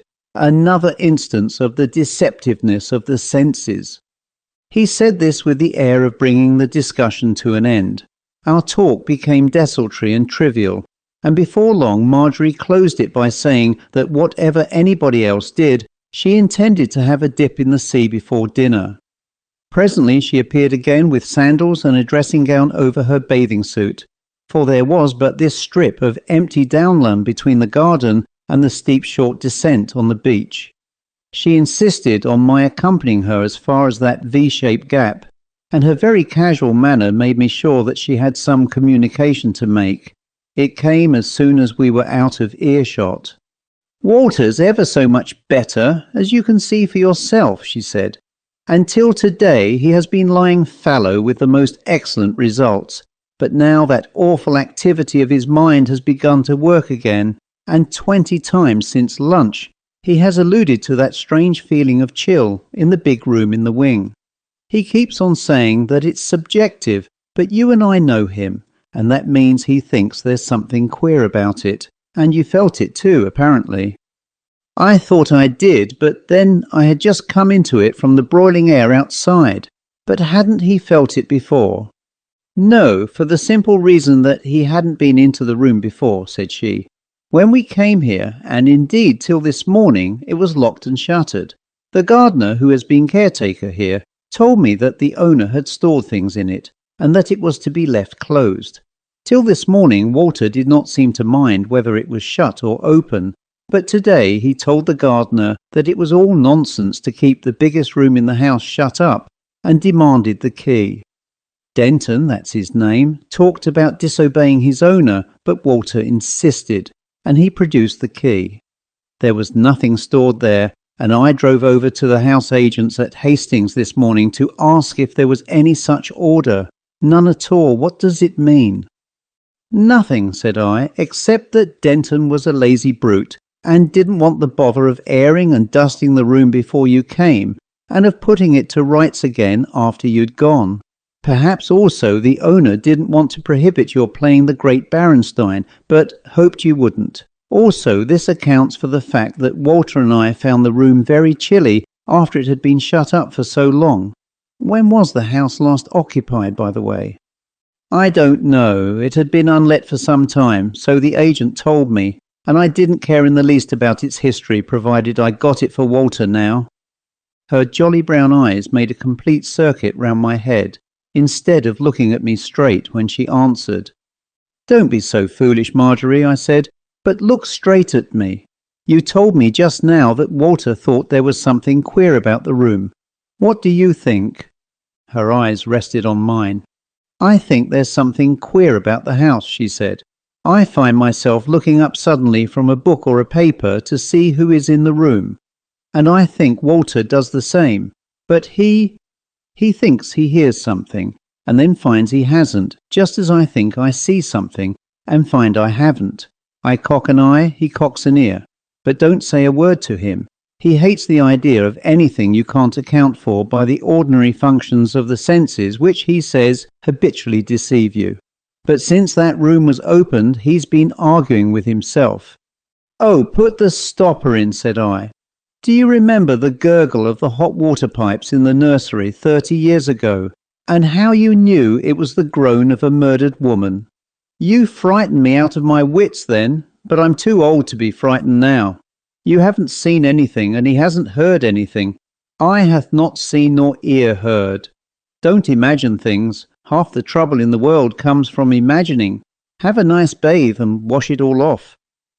For a moment as she looked at me, I saw somewhere behind her eyes a sense of uneasiness, but it vanished. "I shan't wash off my gladness that you've joined us," she said, and ran off down the steep little path to the beach. I strolled back through the garden, thinking how unlike Marjorie it was to be within the grip of vague apprehension like this, or to imagine that there was anything queer about the house, for in spite of the famous episode of the gurgling pipes, she was singularly free from imagined alarms. Even more unusual, if she was right about him, was it that Walter should be affected in the same sort of way. Marjorie certainly showed her good sense in demanding that her odd apprehensions should be kept apart from his, and not be given the meeting ground of discussion. But she had noticed or imagined his, and I was soon to learn that he was not blind to hers. Walter had gone up to his room when I got back, and I went into the lately opened sitting room, where I found that my books and papers had been disposed on a big table, which was thus clearly consecrated to my use. I was engaged on a memoir which it interested me to write, though I had grave doubts about its interesting anybody else to read. The piano stood a little beyond my table with the keyboard towards me. Between it and me on my left was the open window looking onto the garden. The room still seemed chilly, but I speedily forgot that, and indeed everything else but my delightful task. How long I had been at work I had no idea, when suddenly, even as I turned a page to carry on the note I had begun, I became vividly aware of my surroundings again, and knew with absolute conviction that I was not alone. I glanced up and saw that there was a man outside the window looking at the piano. For a second or two he gazed fixedly at it, and then, turning his head, perceived me at my table. He had not, I imagined, observed that there was anyone here, for he touched his hat and would have gone away. But I called to him. "Do you want anything?" I asked. "Denton, is it?" "Yes, sir. I was only just looking to see if the room was all right." And immediately he withdrew. But, oddly enough, I felt that it was not Denton's presence at the window that gave me the sense that there was someone here. It had nothing to do with Denton. And why, I asked myself as the man walked briskly off, why on earth should Denton look in to see if the room was all right? It was the piano that riveted him. Did he want to be sure that all was well with the piano? I tried to attach myself to my work again, but the connection would no longer hold. There was still that sense of some presence in the room, which came between me and my page. Time and again I held my mind down to its task, but it slipped away, and presently at its bidding my eyes left the paper and scrutinized the room. Certainly there was nothing behind me, nor at my side, but I found myself, was it Denton's example which had infected me, looking at the piano as if what I sought was invisibly there. Its japanned case, darkly like black glass, reflected my table, the white keys gleamed in their ebony setting, and then I saw that some of them were moving, a group 3 or 4 at a time, and now a succession of single notes sank and recovered as if under the pressure of fingers. I cannot hope to describe the curiosity and the dismay with which this filled my mind. I gazed fascinated at this inexplicable movement, but at the same time my mind cried out in horror at the invisible cause of it. Then, as suddenly as it had begun, this fantastic spectacle ceased, but the presence was still there. Then from outside there came the sound of steps. Walter entered. "Marjorie here?" he asked. "No, was it you playing then?" "Deceptive senses," I said. "I haven't touched the piano." He looked at me a moment, puzzled. "But I would swear I heard the piano," he said. Instantly I made up my mind not to tell Walter what I had seen, and already, so fantastic was it, I was beginning to doubt if I had seen anything. Yet deep in my mind remained that intense curiosity, and deeper yet some unreasoning terror. The evening passed quite normally. Walter bewailed the hideous necessity of going into Hastings next day to have his hair cut, and the even darker fate of having the vicar of Eythorpe to dinner. It was still early when we went up to bed, and conscious of an overwhelming somnolence, I instantly fell asleep. I woke staring wide awake with the answer to the question which had slightly worried me yesterday as to why the name of the neighbouring Coltham was remotely familiar to me, clear in my mind. There had occurred there, about a year before, a very brutal murder which still remained among the unsolved mysteries of criminal history. An elderly spinster lady living with her spinster sister at some house there had been found strangled on the floor of her sitting room. It was supposed that robbery was the motive for the crime, but the murderer seemed to have heard some stir in the house and left a cash box containing £30 or £40 in the drawer he had just opened. I could remember no further details, but I thought I would stroll over to Coltham next morning and, with that appetite for the horrible which lurks in us all, find out which the house was. The two went off to Hastings next morning, and in pursuance of my plan, I strolled up the road to Coltham. It was a melancholy little bunch of cottages perched on the edge of the downs, and I had just decided that a rather stricken-looking house, with a board up to say it was to let, was a suitable site for the murder, when I saw Denton coming down the little street. "Which was the house where that murder took place last year, Denton?" I asked him. He stared at me a moment, and I saw his throat apple jerk up and down.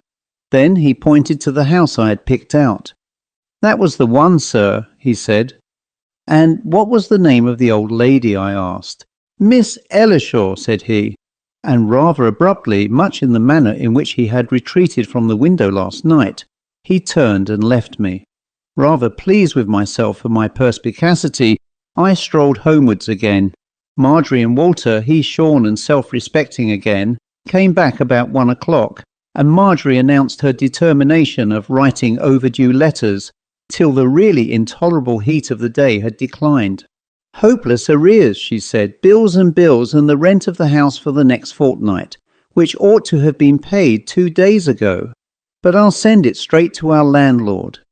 Or is it landlady instead of the agent? That will save a day." The clear burning of the sun had given place to an extreme sultriness. The sky was overcast with clouds which all afternoon thickened to a still density portending thunder. Marjorie retired to the piano room to perform her overdues. Walter fell asleep, and leaving him on the paved space, I joined Marjorie for coolness.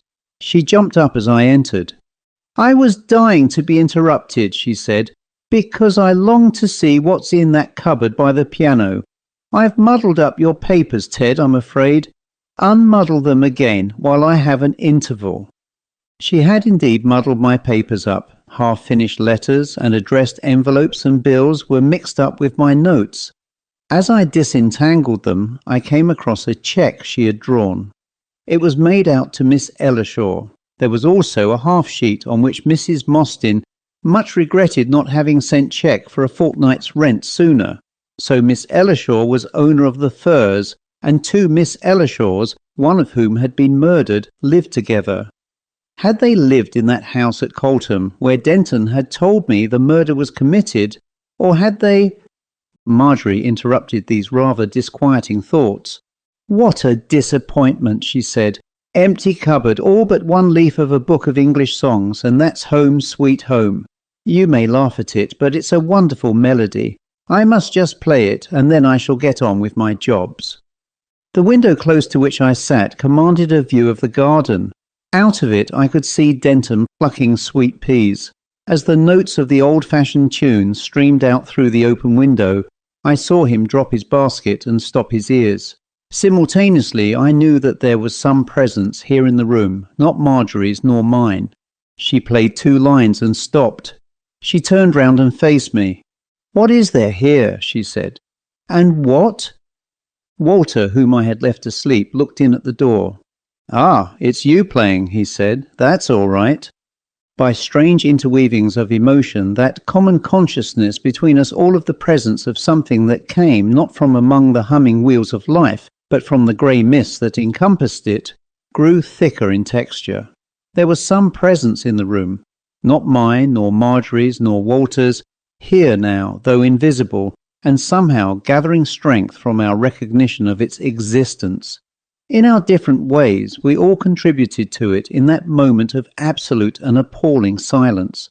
Some sort of babble broke it. I babbled of the disorder of my papers. Marjorie babbled apology and promised to put them straight, if she might be allowed to deal with them. Some sort of crisis passed. I can explain it no better than that. As evening drew on, the clouds gathered even more thickly.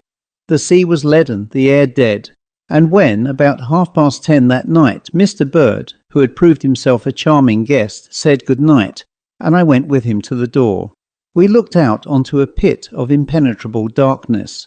I saw the opportunity I wanted, and assuring him that I should really like a stroll to get such air as there was, insisted on fetching a lantern and lighting him back as far as the village. I then went straight to the point. "There was a fearful tragedy in Coltham last year," I said. Denton pointed me out the house where the murder was committed. Mr. Bird stopped dead. "Denton pointed you out the house?" he asked. "Yes, but perhaps he was wrong," said I. "In fact, Mr. Bird, I should be very much obliged to you if you would tell me whether I am not right in thinking that the scene of the tragedy was the Firs. My sister and brother-in-law know nothing about it, and I hope they won't." But I learned accidentally today that she pays the rent to Miss Ellershaw, which I think is the name, and I hazard the guess that the precise scene was the room outside which we sat tonight." He did not reply for a moment. "I can't deny what you suggest," he said, "and my mere refusal to reply would do no good. You are quite right. Denton's telling you, by the way, that the scene was in the village itself is quite intelligible, for Miss Ellershaw, who does not intend to live in the house again, wants to let it. And if it was known that the murder took place there, it would be prejudicial. Denton knows that.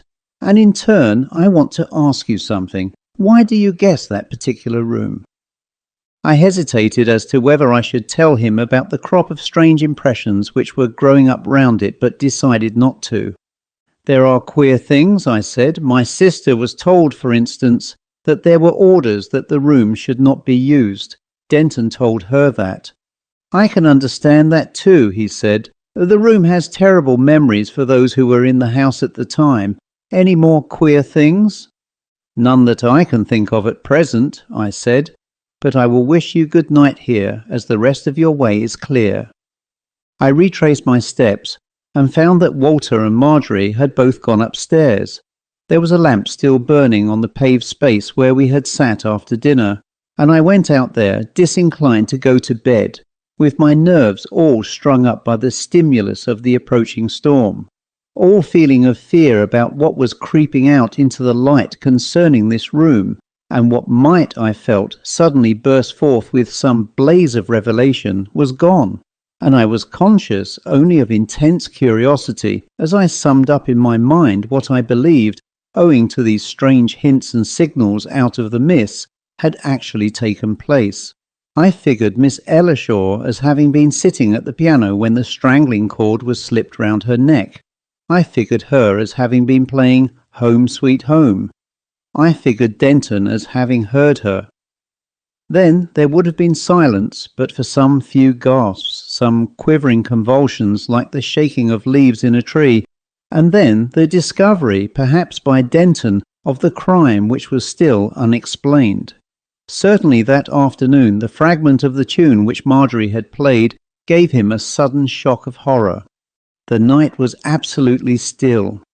Neither from inside the house nor from outside came the slightest stir of life, and the silence rang in my ears. And then, from the room close at hand, I heard, faint but distinct, the tinkle of the piano. A couple of bars of the familiar tune were played, and some voice, thin and quavering, began to sing the air. Curiosity, violent and irresistible, drowned all other feeling in my mind, and taking up the lamp, I opened the door of the room and entered. It burned brightly, and by its light, which gleamed on the keys of the piano, I could see that the room was empty. But the tune went on, softly played and faintly sung, and looking more closely at the piano, I saw that once more the keys were moving. At that the sense of fear which till then had lain coiled and quiet in my mind began to stir. But I felt absolutely powerless to go. Fear, now in swift invasion of my mind, held me where I was. Something began to form in the air by the piano, a mist, a greyness. Then in a second it solidified, and there sat with her back to me the figure of a little white-haired woman. Then the singing stopped. Her arms shot up with quivering, clutching fingers.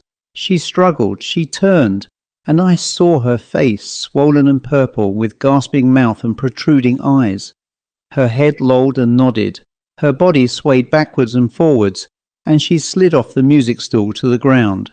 At that moment a blaze of light poured through the unsheltered windows, and I saw, pressed against the pane, and seemingly quite unaware of my presence, Denton's white and staring countenance. His eyes were fixed on the piano.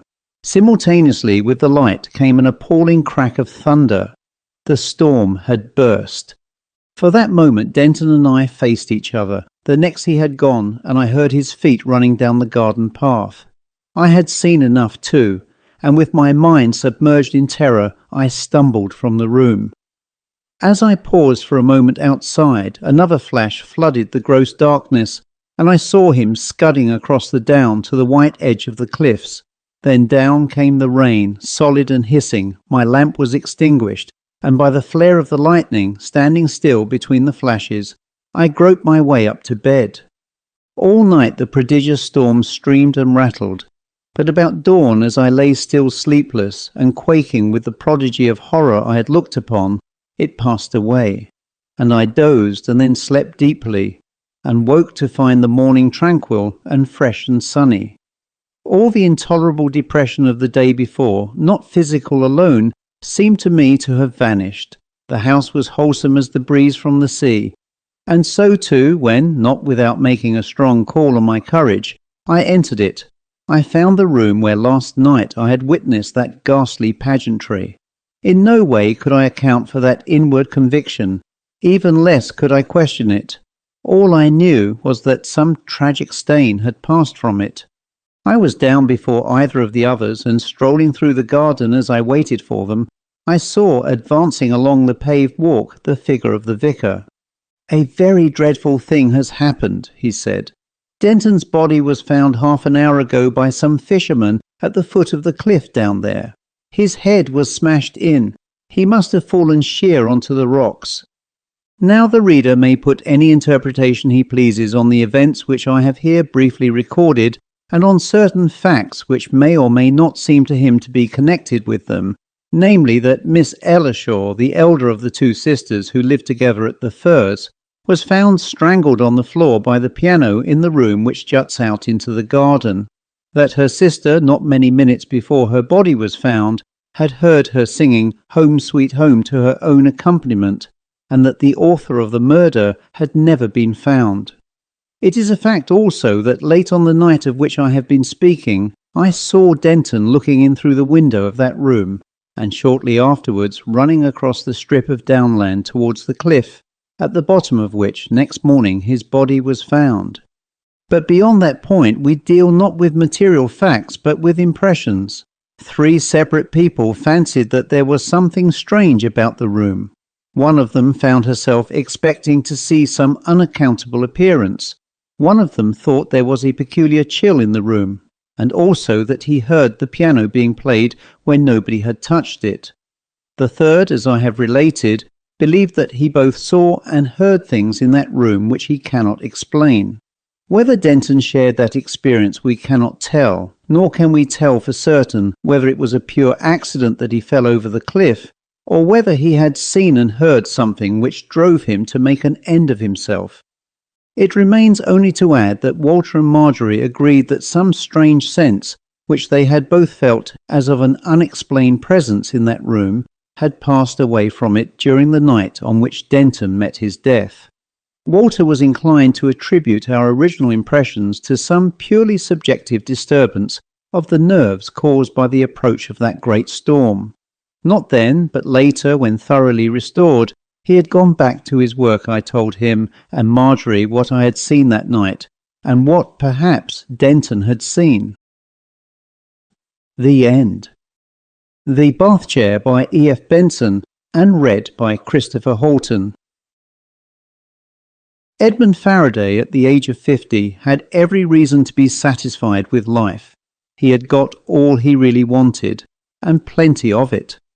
Health was among the chief causes of his content, and he often reflected that the medical profession would have a very thin time of it, if everyone was as fortunate as he. His appreciation of his good fortune was apt at times to be a little trying. He ate freely. He absorbed large but in no way excessive quantities of mixed alcoholic liquors, pleasantly alluding to his immunity from any disagreeable effects, and he let it be widely known that he had a cold bath in the morning, spent 10 minutes before an open window doing jerks and flexings, and had a fine appetite for breakfast. Not quite so popular was his faint contempt for those who had to be careful of themselves. It was not expressed in contemptuous terms. Indeed, he was jovially sympathetic with men perhaps 10 years younger than himself, who found it more prudent to be abstemious.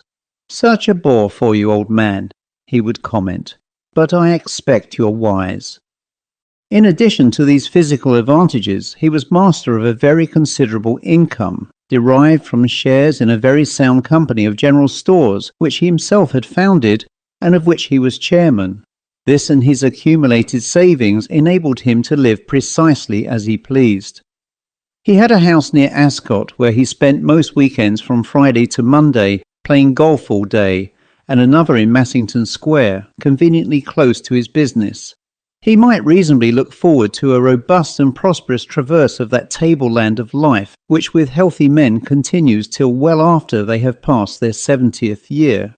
In London he was accustomed to have a couple of hours bridge at his club before he went back to his bachelor home where his sister kept house for him, and from morning to night his life was spent in enjoying or providing for his own pleasures. Alice Faraday was in her own department one of the clues of his prosperous existence, for it was she who ran his domestic affairs for him. He saw little of her, for he always breakfasted by himself, and encountered her in the morning only for a moment when he came downstairs to set out for his office and told her whether there would be some of his friends to dinner or whether he would be out. She would then interview the cook and telephone to the tradesman and make her tour of the house to see that all was tidy and speckless. At the end of the day again, it was but seldom that they spent a domestic evening together. Either he dined out leaving her alone, or 3 friends or perhaps 7 were his guests and made up a table or 2 tables of bridge. On these occasions Alice was never of the party.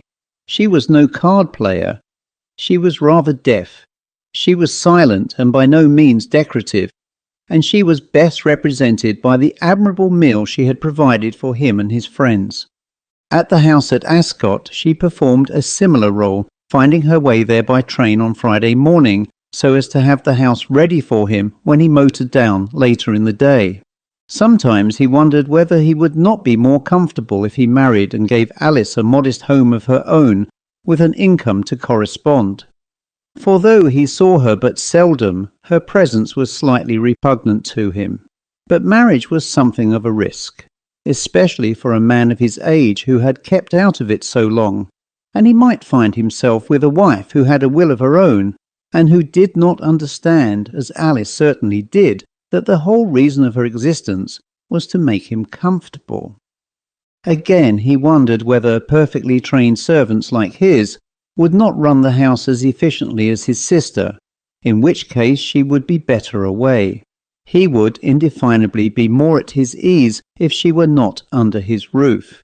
But then his cook might leave or his housemaid do her work badly, and there would be bills to go through and wages to be paid and catering to be thought of. Alice did all that, and his only concern was to draw her a monthly cheque with a grumble at the total. As for his occasional evenings with her, though it was a bore to dine with this rather deaf, this uncouth and bony creature, such evenings were rare. And when dinner was over, he retired to his own den and spent a tolerable hour or 2 over a book or a crossword puzzle. What she did with herself he had no idea, nor did he care, provided she did not intrude on him. Probably she read those gruesome books about the subconscious mind and occult powers which interested her. For him the conscious mind was sufficient, and she had little place in it. A secret unsavoury woman. It was odd that he, so spick and span and robust, should be of the same blood as she. This regime, the most comfortable that he could devise for himself, had been practically forced on Alice. Up till her father's death she had kept house for him, and in his old age he had fallen on evil days. He had gambled away in stupid speculation on the stock exchange a very decent capital, and for the last 5 years of his life he had been entirely dependent on his son, who housed them both in a dingy little flat just around the corner from Massington Square. Then the old man had had a stroke and was partially paralysed, and Edmund, always contemptuous of the sick and the inefficient, had grudged every penny of the few £100 which he annually allowed him. At the same time he admired the powers of management and economy that his sister manifested in contriving to make her father comfortable on his meagre pittance. For instance, she even got him a second-hand bath chair, shabby and shiny with much usage, and on warm days she used to have him wheeled up and down the garden in Massington Square. or sit there reading to him. Certainly she had a good idea of how to use money, and so on her father's death, since she had to be provided for somehow, he offered her £100 a year, with board and lodging, to come and keep house for him. If she did not accept this munificence, she would have to look out for herself, and as she was otherwise penniless, it was not in her power to refuse. She brought the bath chair with her, and it was stored away in a big shed in the garden behind her brother's house. It might come into use again some day. Edmund Faraday was an exceedingly shrewd man, but he never guessed that there was any psychical reason, beyond the material necessity, why Alice so eagerly accepted his offer. Briefly, this reason was that his sister regarded him with a hatred that prospered and burned bright in his presence. She hugged it to her, she cherished and fed it, and for that she must be with him, otherwise it might die down and grow cold. To hear him come in of an evening thrilled her with the sense of his nearness. To sit with him in silence at their rare solitary meals, to watch him, to serve him, was a feast to her. She had no definite personal desire to injure him, even if that had been possible, but she must be near him, waiting for some inconjecturable doom, which, long though it might tarry, would surely overtake him, provided only that she kept the dynamo of her hatred ceaselessly at work. All vivid emotion, she knew, was a force in the world, and sooner or later it worked out its fulfilment. In her solitary hours, when her housekeeping work was accomplished, she directed her mind on him like a searchlight. She studied books of magic and occult lore that revealed or hinted at the powers which concentration can give.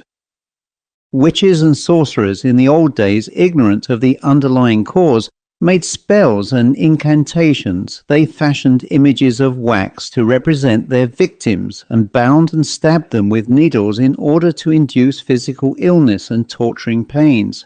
But all this was child's play, dealing with symbols, the driving force behind them which was much better left alone to do its will in its own way without interference, was hate. And it was no use being impatient. It was patience that did its perfect work. Perhaps when the doom began to shape itself, a little assistance might be given. Fears might be encouraged. Despair might be helped to grow. But nothing more than that. Just the unwearied waiting, the still intense desire, the black unquenchable flame. Often she felt that her father's spirit was in touch with her, for he too had loathed his son, and when he lay paralyzed, without power of speech, she used to make up stories about Edmund for his amusement, how he would lose all his money, how he would be detected in some gross dishonesty in his business, how his vaunted health would fail him, and how cancer or some crippling ailment would grip him. And then the old man's eyes would brighten with merriment, and he cackled wordlessly in his beard and twitched with pleasure. Since her father's death, Alice had no sense that he had gone from her. His spirit was near her, and its malevolence was undiminished. She made him partner of her thoughts. Sometimes Edmund was late returning from his work, and as the minutes slipped by and still he did not come, it was as if she still made stories for her father and told him that the telephone bell would soon ring, and she would find that she was being rung up from some hospital where Edmund had been carried after a street accident. But then she would check her thoughts. She must not allow herself to get too definite or even to suggest anything to the force that was brewing and working round him. And though at present all seemed well with him, and the passing months seemed but to endow him with new prosperities, she never doubted that fulfilment would fail if she was patient and did her part in keeping the dynamo of hate at work. Edmund Faraday had only lately moved into the house he now occupied. Previously he had lived in another in the same square, a dozen doors off, but he had always wanted this house. It was more spacious, and it had behind it a considerable plot of garden, lawn and flower beds, with a high brick wall surrounding it. But the other house was still unlet, and the house agent's board on it was an eyesore to him. There was money unrealized while it stood empty. But tonight, as he approached it, walking briskly back from his office, he saw that there was a man standing on the balcony outside the drawing-room windows, Evidently then there was someone seeing over it. As he drew nearer, the man turned, took a few steps towards the long open window and passed inside. Faraday noticed that he limped heavily, leaning on a stick and swaying his body forward as he advanced his left leg, as if the joint was locked. But that was no concern of his, and he was pleased to think that somebody had come to inspect his vacant property.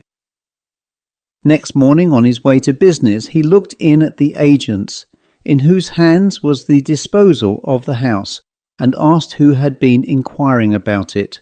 The agent knew nothing of it. He had not given the keys to anyone. "But I saw a man standing on the balcony last night," said Faraday. "He must have got hold of the keys." But the keys were in their proper place, and the agent promised to send round at once to make sure that the house was duly locked up. Faraday took the trouble to call again on his way home, only to learn that all was in order, front door locked, and back door and area gate locked, nor was there any sign that the house had been burglariously entered. Somehow this trumpery incident stuck in Faraday's mind, and more than once that week it was oddly recalled to him. One morning he saw in the street a little ahead of him a man who limped and leaned on his stick, and instantly he bethought himself of that visitor to the empty house for his build, and his movement were the same, and he quickened his step to have a look at him. But the pavement was crowded, and before he could catch him up, the man had stepped into the roadway and dodged through the thick traffic, and Edmund lost sight of him. Once again, as he was coming up the square to his own house, he was sure that he saw him walking in the opposite direction, down the other side of the square, and now he turned back in order to come round the end of the garden and meet him face to face. But by the time he had got to the opposite pavement, there was no sign of him. He looked up and down the street beyond. Surely that limping, crippled walk would have been visible a long way off. A big man, broad-shouldered and burly in make, it should have been easy to pick him out. Faraday felt certain he was not a householder in the square, or surely he must have noticed him before. And what had he been doing in his locked house? And why suddenly should he himself now catch sight of him almost every day? Quite irrationally, he felt that this obtrusive and yet elusive stranger had got something to do with him. He was going down to Ascot tomorrow, and tonight was one of those rare occasions when he dined alone with his sister. He had little appetite, he found fault with the food, and presently the usual silence descended. Suddenly she gave her little bleating laugh. "Oh, I forgot to tell you," she said. "There was a man who called today, didn't give any name, who wished to see you about the letting of the other house. I said it was in the agent's hands. I gave him the address. Was that right, Edmund?" "What was he like?" he rapped out. "I never saw his face clearly at all. He was standing in the hall with his back to the window when I came down. But a big man like you in build, but crippled, very lame, leaning heavily on his stick. What time was this?" "A few minutes only before you came in." "And then?" "Well, when I told him to apply to the agent, he turned and went out, and, as I say, I never saw his face. It was odd somehow. I watched him from the window, and he walked around the top of the square and down the other side. A few minutes afterwards I heard you come in." She watched him as she spoke and saw trouble in his face. "I can't make out who the fellow is," he said. "From your description he seems like a man I saw a week ago, standing on the balcony of the other house. Yet when I inquired at the agent's, no one had asked for the keys, and the house was locked up all right. I've seen him several times since, but never close. Why didn't you ask his name or get his address?" "I declare I never thought of it," she said. "Don't forget, if he calls again. Now, if you've finished, you can be off. You'll go down to Ascot tomorrow morning, and let us have something fit to eat. 3 men coming down for the weekend." Faraday went out to his morning round of golf on Saturday in high good spirits. He had won largely at bridge the night before, and he felt brisk and clear-eyed. The morning was very hot, the sun blazed, but a bastion of black cloud coppery at the edges was pushing up the sky from the east, threatening a downpour, and it was annoying to have to wait at one of the short holes while the couple in front delved among the bunkers that guarded the green. Eventually they holed out, and Faraday, waiting for them to quit, saw that there was watching them a big man leaning on a stick and limping heavily as he moved. "That's he," he thought to himself. "So now I'll get a look at him." But when he arrived at the green, the stranger had gone, and there was no sign of him anywhere. However, he knew the couple who were in front, and he could ask them when he got to the clubhouse who their friend was. Presently the rain began, short in duration but violent, and his partner went to change his clothes when they got in. Faraday scorned any such precaution. He never caught cold, and never yet in his life had he had a twinge of rheumatism, and while he waited for his less robust partner, he made inquiries of the couple who had been playing in front of him as to who their lame companion was. But they knew nothing of him. Neither of them had seen him. Somehow this took the edge off his sense of well-being, for indeed it was a queer thing. But Sunday dawned, bright and sparkling, and waking early he jumped out of bed with the intention of a walk in the garden before his bath. But instantly he had to clutch at a chair to save himself a fall.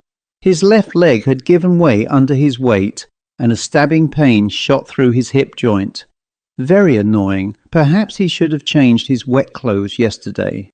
He dressed with difficulty and limped downstairs. Alice was there arranging fresh flowers for the table. "Why, Edmund, what's the matter?" she asked. "Touch of rheumatism," he said. "Moving about will put it right." But moving about was not so easy. Golf was out of the question, and he sat all day in the garden, cursing this unwanted affliction, and all day the thought of the lame man in build like himself scratched about underground in his brain like a burrowing mole. Arrived back in London, Faraday saw a reliable doctor who, learning of his cold baths and his undisciplined use of the pleasures of the cellar and the table, put him on a regime which was a bitter humiliation to him, for he had joined the contemptible army of the careful. "Moderation, my dear sir," said his adviser. "No more cold baths or port for you, and a curb on your admirable appetite. A little more quiet exercise too during the week, and a good deal less on your weekends. Do your work and play your games and see your friends, but moderation, and we'll soon have you all right."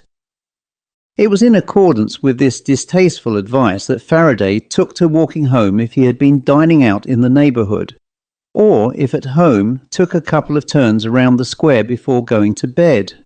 Contrary to use, he was without guests several nights this week, and on the last of them, before going down into the country again, he limped out about 11 o'clock, feeling ill at ease and strangely apprehensive of the future. Though the violence of his attack had abated, walking was painful and difficult, and his halting steps, he felt sure, must arrest a contemptuous compassion in all who knew what a brisk, strong mover he had been. The night was cloudy and sweltering hot. There was a tenseness and an oppression in the air that matched his mood. All pleasure had been sucked out of life for him by this indisposition, and he felt with some inward and quaking certainty that it was but the shadow of some more dire visitant who was drawing near. All this week, too, there had been something strange about Alice. She seemed to be expecting something, and that expectation filled her with a secret glee. She watched him, she took note, she was alert.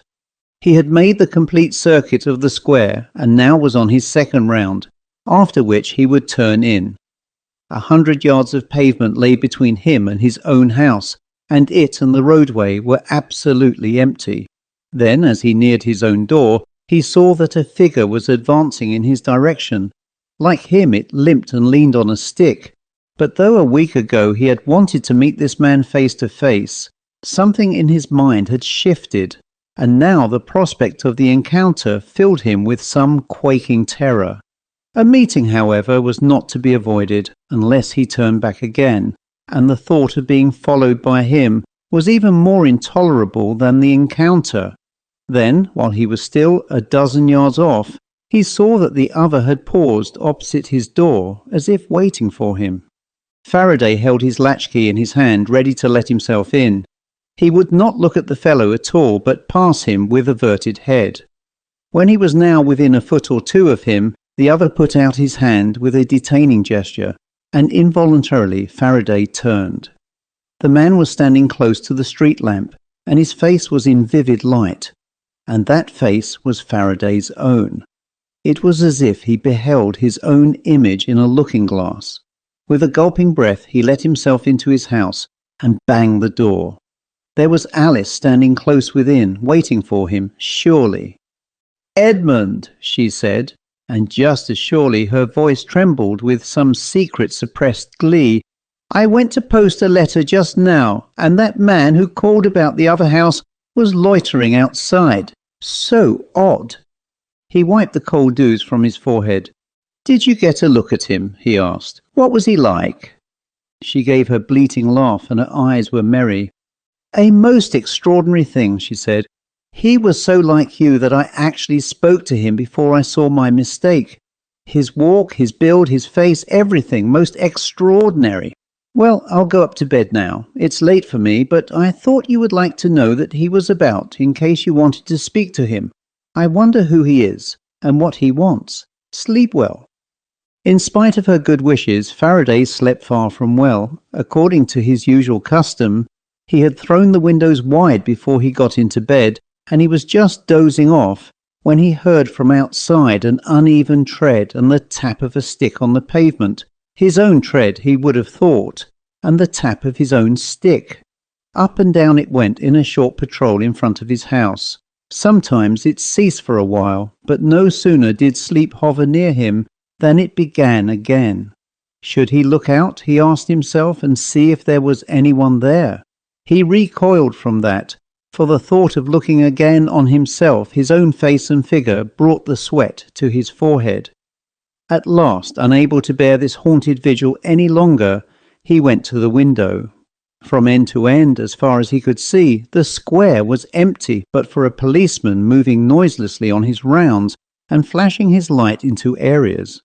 Dr. Inglis visited him next morning. Since seeing him last, he had examined the X-ray photograph of the troublesome joint, and he could give him good news about that.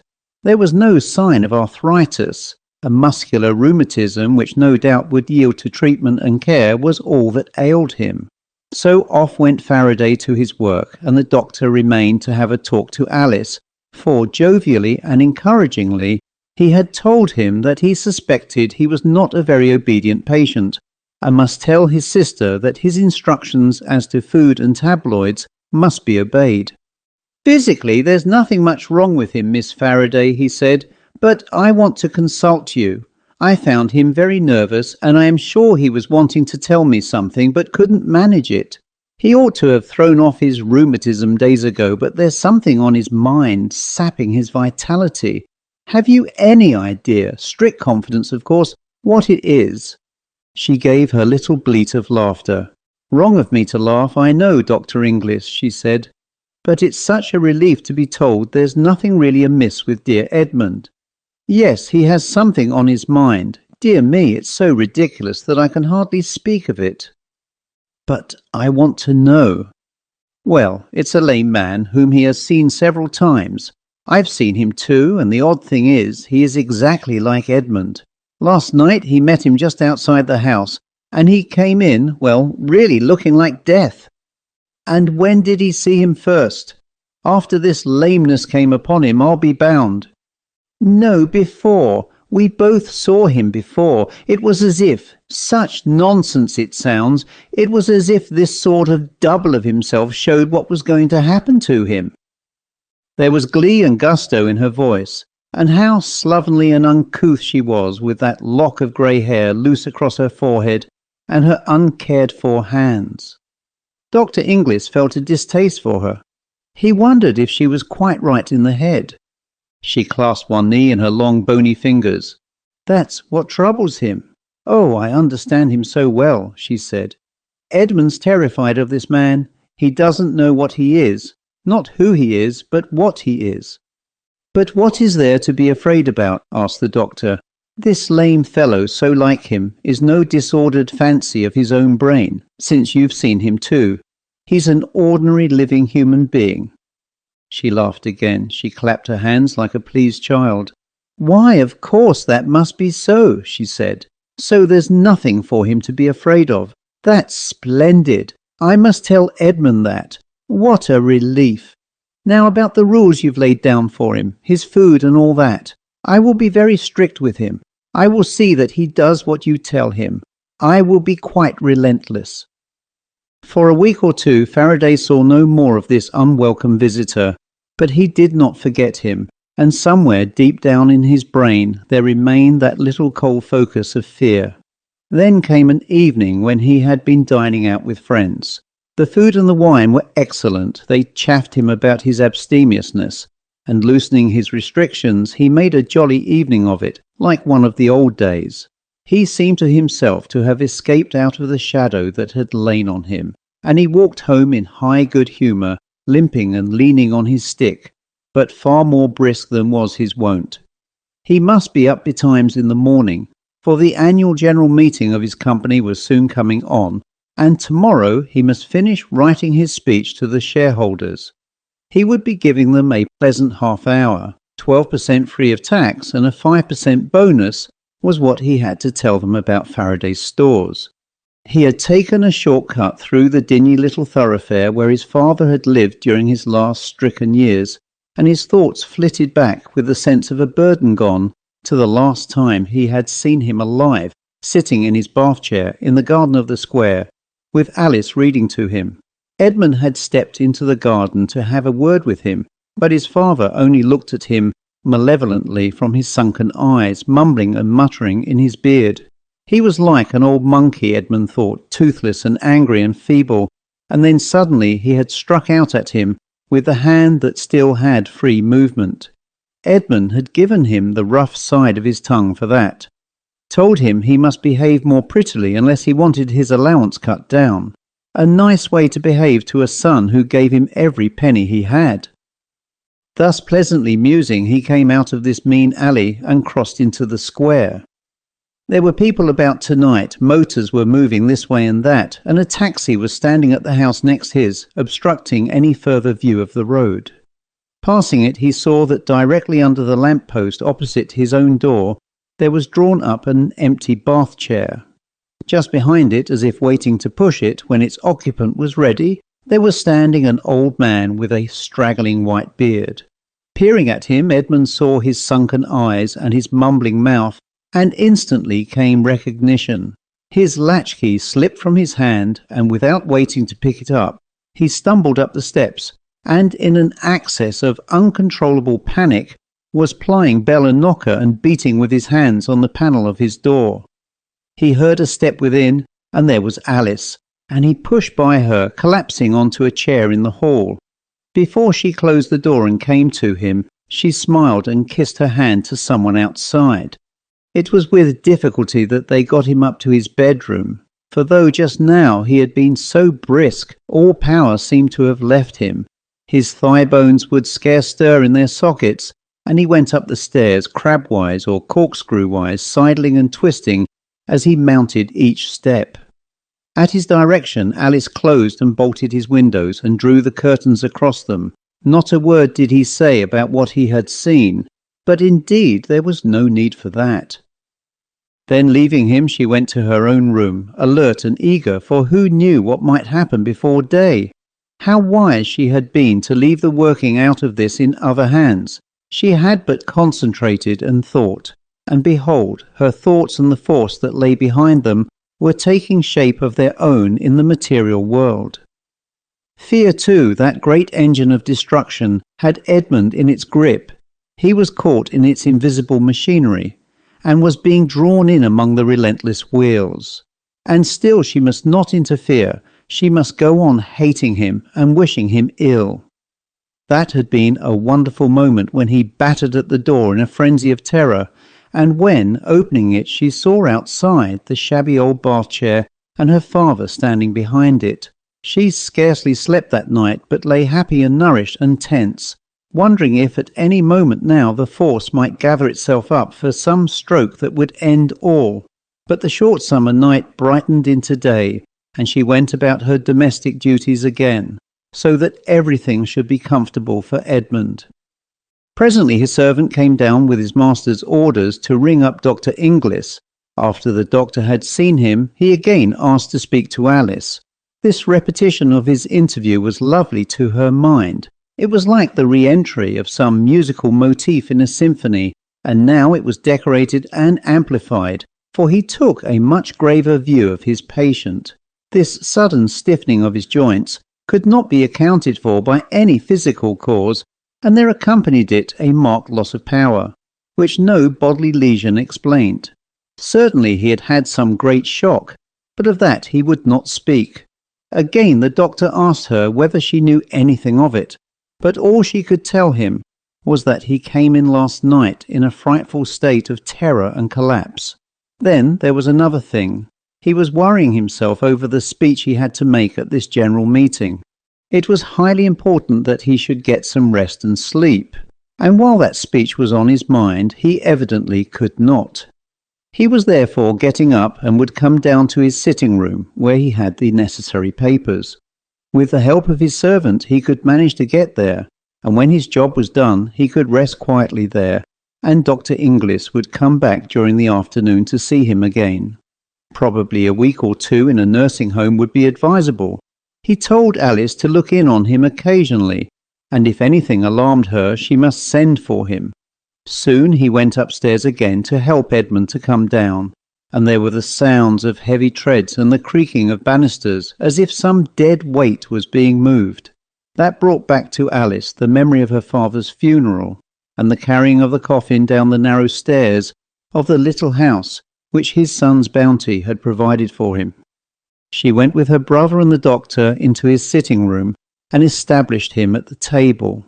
The room looked out onto the high wall garden at the back of the house, and a long French window, opening to the ground, communicated with it. A plane tree in full summer foliage stood just outside, and on this sultry overcast morning the room was dim, with the dusky green light that filters through a screen of leaves. His table was strewn with his papers, and he sat in a chair with its back to the window.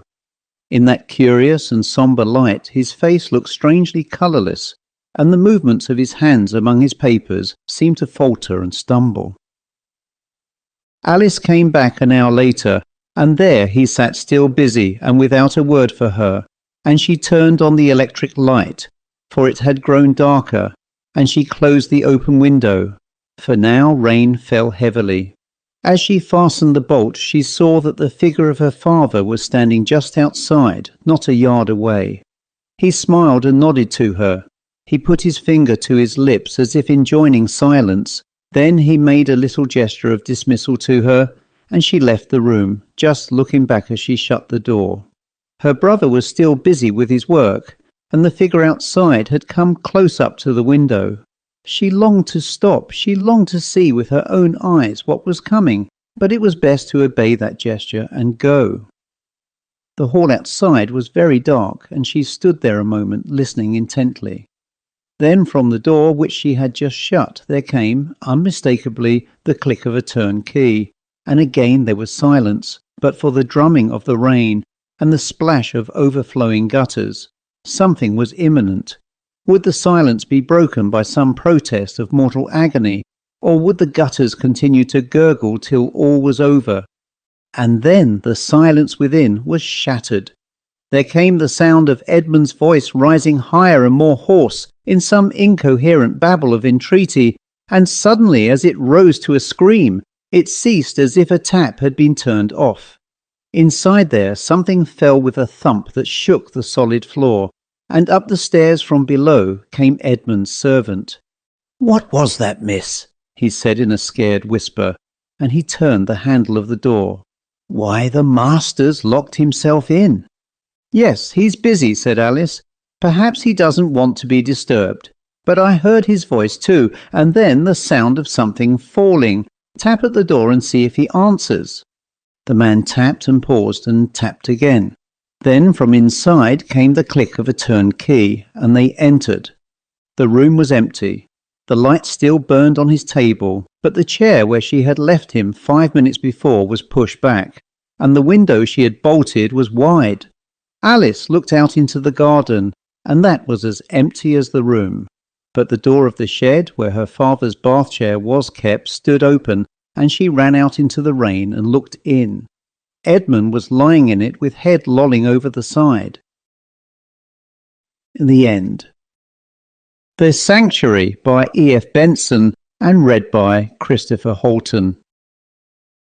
Francis Elton was spending a fortnight's holiday one January in the Engadine when he received the telegram announcing the death of his uncle, Horace Elton, and his own succession to a very agreeable property. The telegram added that the cremation of the remains was to take place that day, and it was therefore impossible for him to attend, and there was no reason for his hurrying home. In the solicitor's letter that reached him 2 days later, Mr. Angus gave fuller details.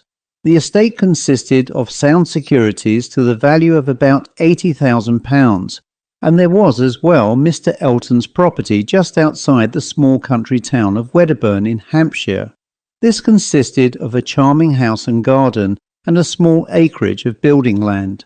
Everything had been left to Francis, but the estate was saddled with a charge of £500 a year in favour of the Reverend Owen Barton.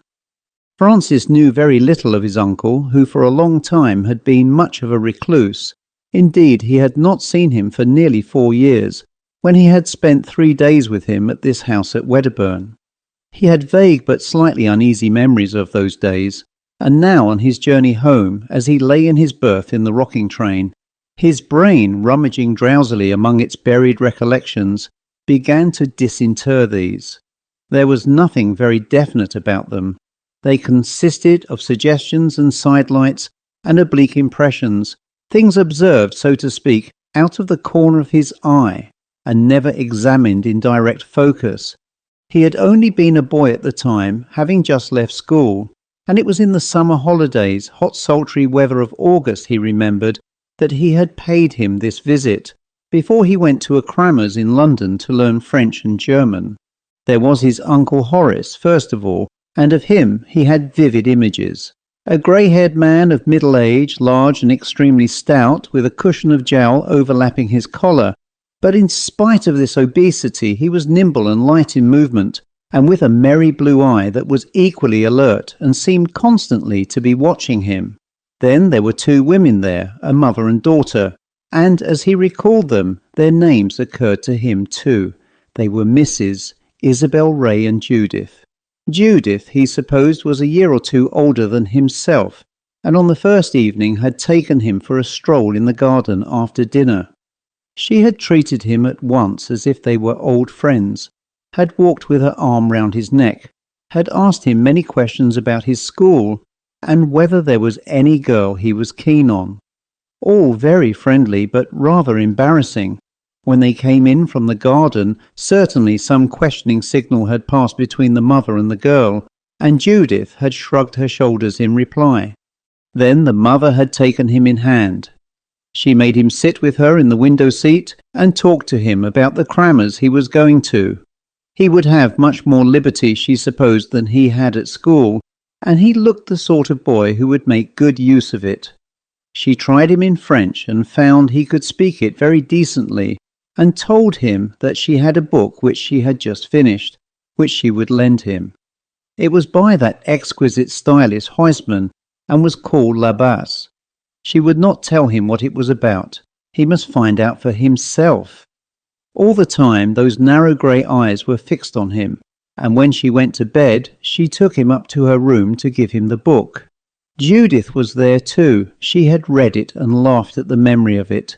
"Read it, darling Francis," she said, "and then go to sleep immediately, and you will tell me tomorrow what you dreamed about, unless it would shock me." The vibrating rhythm of the train made Francis drowsy, but his mind went on disinterring these fragments. There had been another man there, his uncle's secretary, a young fellow, perhaps 25 years old, clean-shaven and slim, and with just the same gaiety about him as the rest.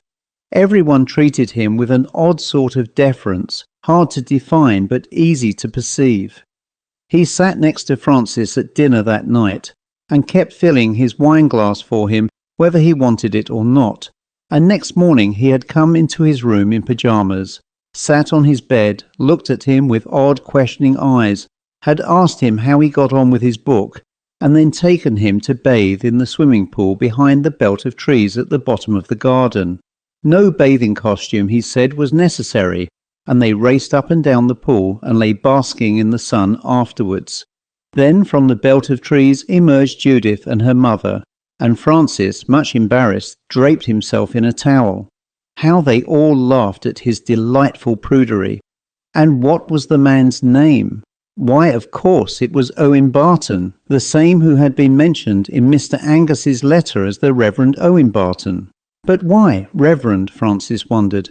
Perhaps he had taken orders afterwards. All day they had flattered him for his good looks, and his swimming and his lawn tennis. He had never been made so much of, and all their eyes were on him, inviting and beckoning. In the afternoon his uncle had claimed him. He must come upstairs with him and see some of his treasures. He took him into his bedroom and opened a great wardrobe full of magnificent vestments. There were gold-embroidered copes, there were stoles and chasubles with panels of needlework enriched with pearls, and jewelled gloves, and the use of them was to make glorious the priests who offered prayer and praise to the Lord of all things visible and invisible.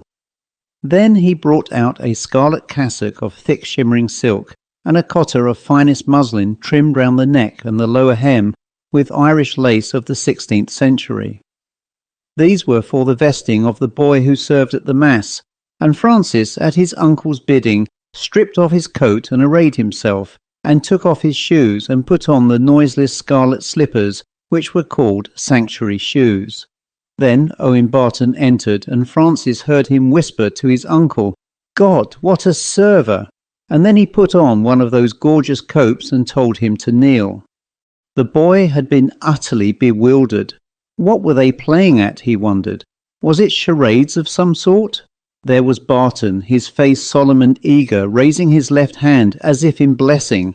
More astonishing was his uncle, licking his lips and swallowing in his throat, as if his mouth watered. There was something below all this dressing up which meant nothing to him, but had some hidden significance for the two men. It was uncomfortable, it disquieted him, and he wouldn't kneel, but disrobed himself of the cotter and cassock. "I don't know what it's about," he said, and again, as between Judith and her mother, he saw question and answer pass between them. Somehow his lack of interest had disappointed them, but he felt no interest at all, just a vague repulsion. The diversions of the day were renewed. There was more tennis and bathing, but they all seemed to have lost the edge of their keenness about him. That evening he was dressed rather earlier than the others and was sitting in a deep window seat of the drawing-room, reading the book Mrs. Ray had lent him. He was not getting on with it. It was puzzling, and the French was difficult. He thought he would return it to her, saying that it was beyond him. Just then she and his uncle entered. They were talking together and did not perceive him. "No, it's no use, Isabel," said his uncle. "He's got no curiosity, no leanings. It would only disgust him and put him off. That's not the way to win souls. Owen thinks so too, and he's too innocent. Why, when I was his age, why, there's Francis. What's the boy reading? Ah, I see. What do you make of it?" Francis closed the book. "I give it up," he said. "I can't get on with it." Mrs. Ray laughed. "I agree too, Horace," she said. "But what a pity." Somehow Francis got the impression, he remembered, that they had been talking about him. But if so, what was it for which he had no leanings? He had gone to bed rather early that night, encouraged, he thought, to do so, leaving the rest at a game of bridge. He soon slept, but awoke thinking he heard the sound of chanting. Then came 3 strokes of a bell, and a pause and 3 more. He was too sleepy to care what it was about. Such, as the train rushed through the night, was the sum of his impressions about his visit to the man whose substance he had now inherited, subject to the charge of £500 a year, to the Reverend Owen Barton. He was astonished to find how vivid and how vaguely disquieting were these memories, which now for 4 years had been buried in his mind. As he sank into sounder sleep, they faded again, and he thought little more of them in the morning. He went to see Mr. Angus as soon as he got to London. Certain securities would have to be sold in order to pay death duties, but the administration of the estate was a simple matter. Francis wanted to know more about his benefactor, but Mr. Angus could tell him very little. Horace Elton had for some years lived an extremely sequestered life down at Wedderburn, and his only intimate associate was his secretary, this Mr. Owen Barton. Beyond him there were two ladies who used often to stay with him for long periods. Their names?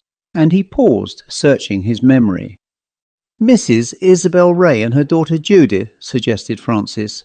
Exactly, they were often there, and not infrequently a number of people used to arrive rather late in the evening, 11 o'clock or even later, stay for an hour or two and then be off again. A little mysterious. Only a week or so before Mr. Elton died, there had been quite a congregation of them, 15 or 20, I believe.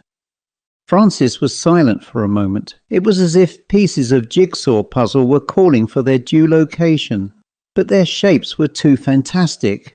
And about my uncle's illness and death, he said. The cremation of his body was on the same day as that on which he died. At least so I understood from your telegram. Yes, that was so, said Mr. Angus. But why? I should instantly have come back to England in order to be present. Was it not unusual? Yes, Mr. Elton, it was unusual, but there were reasons for it. I should like to hear them, he said. I was his heir, and it would have been only proper that I should have been there. Why? Angus hesitated a moment. That is a reasonable question, he said, and I feel bound to answer it. I must begin a little way back. Your uncle was in excellent physical health apparently till about a week before his death. Very stout but very alert and active. Then the trouble began. It took the form at first of some grievous mental and spiritual disturbance. He thought for some reason that he was going to die very soon, and the idea of death produced in him an abnormal panic terror. He telegraphed for me, for he wanted to make some alteration in his will. I was away and could not get down till the next day, and by the time I arrived he was too desperately ill to give any sort of coherent instructions, but his intention, I think, was to cut Mr. Owen Barton out of it. Again the lawyer paused. I found, he said, that on the morning of the day I got down to Wedderburn, he had sent for the parson of his parish, and had made a confession to him. What that was I have not, of course, the slightest idea.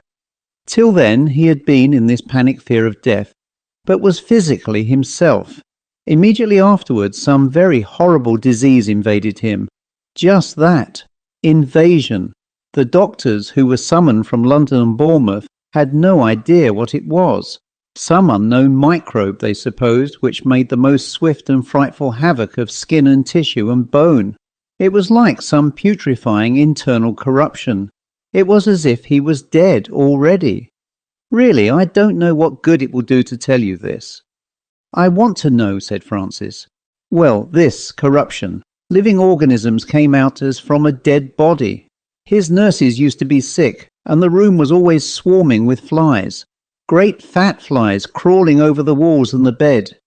He was quite conscious, and there persisted this frantic terror of death, when you would have thought that a man's soul would have been only too thankful to be quit of such a habitation. And was Mr. Owen Barton with him? Asked Francis. From the moment that Mr. Elton made his confession, he refused to see him. Once he came into the room, and there was a shocking scene. The dying man screamed and yelled with terror. Nor would he see the two ladies we have mentioned. Why they continued to stop in the house I can't imagine. Then, on the last morning of his life, he could not speak now. He traced a word or two on a piece of paper, and it seemed that he wanted to receive the Holy Communion. So the parson was sent for. The old lawyer paused again. Francis saw that his hand was shaking. Then very dreadful things happened, he said. I was in the room, for he signed to me to be near him, and I saw them with my own eyes. The parson had poured the wine into the chalice, and had put the bread on the paten, and was about to consecrate the elements, when a cloud of those flies, of which I have told you, came about him. They filled the chalice like a swarm of bees. They settled in their unclean thousands on the paten, and in a couple of minutes the chalice was dry and empty, and they had devoured the bread. Then, like drilled hosts, you may say, they swarmed onto your uncle's face, so that you could see nothing of it. He choked and he gasped. There was one writhing convulsion, and thank God it was all over. And then? Asked Francis. There were no flies, nothing. But it was necessary to have the body cremated at once and the bedding with it. Very shocking indeed. I would not have told you if you had not pressed me. And the ashes? Asked he. You will see that there is a clause in his will directing that his remains should be buried at the foot of the Judas tree beside the swimming pool in the garden at Wedderburn. That was done. Francis was a very unimaginative young man, free from superstitious twitterings and unprofitable speculations, and this story, suggestive though it was, of ghastly subcurrents, did not take hold of his mind at all, or lead to the fashioning of uneasy fancies. It was all very horrible, but it was over. He went down to Wedderburn for Easter with a widowed sister of his and her small boy, aged 11, and they all fairly fell in love with the place. It was soon settled that Sybil Marsham should let her house in London for the summer months, and establish herself here. Dicky, who was a delicate boy, rather queer and elfin, would thus have the benefit of country air, and Francis the benefit of having the place run by his sister and occupied and in commission whenever he was able to get away from his work. The house was of brick and timber, with accommodation for 6 folk, and stood on high ground above the little town. Francis made a tour of it as soon as he arrived, rather astonished to find how the sight of it rubbed up to clearness in the minutest details his memory of it. There was the sitting room with its tall bookcases and its deep window seats overlooking the garden, where he had sat unobserved when his uncle and Mrs. Ray came in talking together. Above was his uncle's panelled bedroom, which he proposed to occupy himself, with the big wardrobe containing vestments. He opened it. They were under their covering sheets of tissue paper, shimmering with scarlet and gold and finest lawn foamed with Irish lace. A faint smell of incense hung about them. Next to that was his uncle's sitting room, and beyond that the room which he had slept in before, and was now appropriated to Dicky. These rooms lay on the front of the house, looking westwards over the garden, and he went out to renew acquaintance with it. Flower beds gay with spring blossoms ran below the windows. Then came the lawn, and beyond the belt of trees that enclosed the swimming pool. He passed along the path that threaded it between tapestries of primrose and anemone, and came out into the clearing that surrounded the water. The bathing shed stood at the deep end of it by the sluice that splashed riotously into the channel below, for the stream that supplied the pool was running full with the rains of March. In front of the copse on the far side stood a Judas tree decked gloriously with flowers, and the reflection of it was cast waveringly on the rippled surface of the water. Somewhere below those red-blossoming boughs there was buried a casket of ashes. He strolled round the pool. It was quite sheltered here from the April breeze, and bees were busy in the red blossoms. Bees and large fat flies, a quantity of them. He and Sybil were sitting in the drawing-room with the deep window seats as dusk began to fall. A servant came in to say that Mr. Owen Barton had called. Certainly they were at home, and he entered and was introduced to Sybil. "You will hardly remember me, Mr. Elton," he said, "but I was here when you paid a visit to your uncle. 4 years ago it must have been." "But I remember you perfectly," he said. "We bathed together, we played tennis, you were very kind to a shy boy. And are you living here still?" "Yes, I took a house in Wedderburn after your uncle's death. I spent 6 very happy years with him as his secretary, and I got much attached to the country. My house stands just outside your garden palings, opposite the latch gate leading into the wood around the pool." The door opened and Dicky came in. He caught sight of the stranger and stopped. "Say how do you do to Mr. Barton, Dicky," said his mother. Dicky performed this duty with due politeness and stood regarding him. He was a shy boy usually, but after this inspection he advanced close to him and laid his hands on his knees. "I like you," he said confidently, and leant up against him. "Don't bother Mr. Barton, Dicky," she said rather sharply. "But indeed he's doing nothing of the kind," said Barton, and he drew the boy towards him so that he stood clipped between his knees. Sybil got up. "Come, Dick," she said, "we'll have a walk round the garden before it gets dark." "Is he coming too?" asked the boy. "No, he's going to stop and talk to Uncle Francis." When the two men were alone, Barton said a word or two about Horace Elton, who had always been so generous a friend to him. The end, mercifully short, had been terrible, and terrible to him personally had been the dying man's refusal to see him during the last 2 days of his life. "His mind, I think, must have been affected," he said, "by his awful sufferings. It happens like that sometimes. People turn against those with whom they have been most intimate. I have often mourned over that, and deeply regretted it. And I owe you a certain word of explanation, Mr. Elton.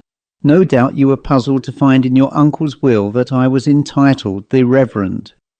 It is quite true, though I do not call myself so.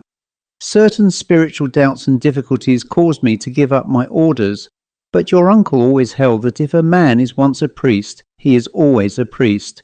He was very strong about that, and no doubt he was right." "I didn't know my uncle took any interest in ecclesiastical affairs," said Francis. "Ah, I had forgotten about his vestments. Perhaps that was only an artistic taste." "By no means. He regarded them as sacred things, consecrated to holy uses. And may I ask you what happened to his remains? I remember he once expressed a wish to be buried by the swimming pool." "His body was cremated," said Francis, "and the ashes were buried there." Barton stayed but little longer, and Sybil on her return was frankly relieved to find he had gone. Simply, she didn't like him. There was something queer, something sinister about him. Francis laughed at her. Quite a good fellow, he thought. Dreams, of course, are a mere hash-up of recent mental images and associations, and a very vivid dream that came to Francis that night could easily have arisen from such topics. He thought he was swimming in the bathing pool with Owen Barton, and that his uncle, stout and florid, was standing underneath the Judas tree watching them.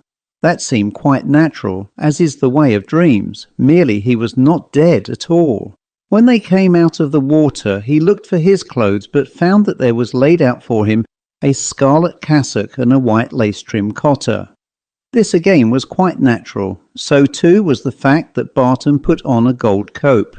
His uncle, very merry and licking his lips, joined them, and each of them took an arm of his, and they walked back to the house together, singing a hymn. As they went, the daylight died, and by the time they crossed the lawn it was black night, and the windows of the house were lit. They walked upstairs, still singing, into his uncle's bedroom, which was now his own. There was an open door, which he had never noticed before, opposite his bed, and there came a very bright light from it. Then the sense of nightmare began, for his two companions, gripping him tightly, pulled him along towards it, and he struggled with them, knowing there was something terrible within. But step by step they dragged him, violently resisting, and now out of the door there came a swarm of large fat flies that buzzed and settled on him. Thicker and thicker they streamed out, covering his face, and crawling into his eyes and entering his mouth as he panted for breath. The horror grew to breaking point, and he woke sweating with a hammering heart. He switched on the light, and there was the quiet room, and the dawn beginning to be luminous outside, and the birds just tuning up. Francis's few days of holiday passed quickly. He went down to the village to see Barton's house, and found it a most pleasant little dwelling, and its owner an exceedingly pleasant fellow. Barton dined with them one evening, and Sybil went so far as to admit that her first judgment of him was hasty. He was charming with Dicky too, and that disposed her in his favour, and the boy adored him. Soon it was necessary to find some tutor for him, and Barton readily agreed to undertake his education, and every morning Dickie trotted across the garden and through the wood, where the swimming pool lay, to Barton's house. His ill health had made him rather backward in his studies, but he was now eager to learn and to please his instructor, and he got on quickly. It was now that I first met Francis, and during the next few months in London we became close friends. He told me that he had lately inherited this place at Wedderburn from his uncle, but for the present I knew no more than that of the previous history which I have just recorded. Sometime during July he told me he was intending to spend the month of August there. His sister, who kept house for him, and her small boy would be away for the first week or two, for she had taken him off to the seaside. Would I then come and share his solitude and get on there uninterrupted with some work I had on hand? That seemed a very attractive plan, and we motored down together one very hot afternoon early in August that promised thunder. Owen Barton, he told me, who had been his uncle's secretary, was coming to dine with us that night. It wanted an hour or so yet to dinner time when we arrived, and Francis directed me, if I cared for a dip, to the bathing pool among the trees beyond the lawn. He had various household businesses to look into himself, so I went off alone. It was an enchanting place, the water still and very clear, mirroring the sky and the full-foliaged trees, and I stripped and plunged in. I lay and floated in the cool water. I swam and dived again, and then I saw, walking close to the far bank of the pool, a man of something more than middle age and extremely stout. He was in dress clothes, dinner jacket and black tie, and instantly it struck me that this must be Mr. Barton coming up from the village to dine with us. It must therefore be later than I thought, and I swam back to the shed where my clothes were. As I climbed out of the water, I glanced round. There was no one there. It was a slight shock, but very slight. It was odd that he should have come so unexpectedly out of the wood and disappeared again so suddenly, but it did not concern me much. I hurried home, changed quickly and came down, expecting to find Francis and his guest in the drawing-room. But I need not have been in such haste, for now my watch told me that there was still a quarter of an hour before dinner time. As for the others, I supposed that Mr. Barton was upstairs with Francis in his sitting-room. So I picked up a chance book to beguile the time and read for a while, but the room grew rather dark, and rising to switch on the electric light, I saw standing outside the French window into the garden the figure of a man outlined against the last of a stormy sunset looking into the room. There was no doubt whatever in my mind that he was the same person as I had seen when I was bathing, and the switching on of the light made this clear, for it shone full on his face. No doubt then Mr. Barton, finding he was too early, was strolling about the garden till the dinner hour. But now I did not look forward at all to this evening. I had had a good look at him, and there was something horrible about him. Was he human? Was he earthly at all? Then he quietly moved away, and immediately afterwards there came a knock at the front door just outside the room, and I heard Francis coming downstairs. He went to the door himself. There was a word of greeting, and he came into the room accompanied by a tall, slim fellow whom he introduced to me. We had a very pleasant evening. Barton talked fluently and agreeably, and more than once he spoke of his friend and pupil Dickie. About 11 he rose to go, and Francis suggested to him that he should walk back across the garden, which gave him a short cut to his house. The threatening storm still held off, but it was very dark overhead, as we stood together outside the French window. Barton was soon swallowed up in the blackness. Then there came a bright flash of lightning, and in that moment of illumination, I saw that there was standing in the middle of the lawn, as if waiting for him, the figure I had seen twice already. "Who is that?" was on the tip of my tongue, but instantly I perceived that Francis had seen nothing of it, and so I was silent, for I knew now what I had already half guessed, that this was no living man of flesh and blood whom I had seen. A few heavy drops of rain plopped on the flagged walk, and as we moved indoors, Francis called out, "Good night, Barton," and the cheery voice answered. Before long we went up to bed, and he took me into his room as we passed. A big panelled chamber with a great wardrobe by the bed. Close to it hung an oil portrait of Kit Kat size. "I'll show you what's in that wardrobe tomorrow," he said. "Rather wonderful things. That's a picture of my uncle." I had seen that face before this evening. For the next 2 or 3 days I had no further glimpse of that dreadful visitant, but never for a moment was I at ease, for I was aware that he was about. What instinct or what sense perceived that, I have no idea. Perhaps it was merely the dread I had of seeing him again that gave rise to the conviction.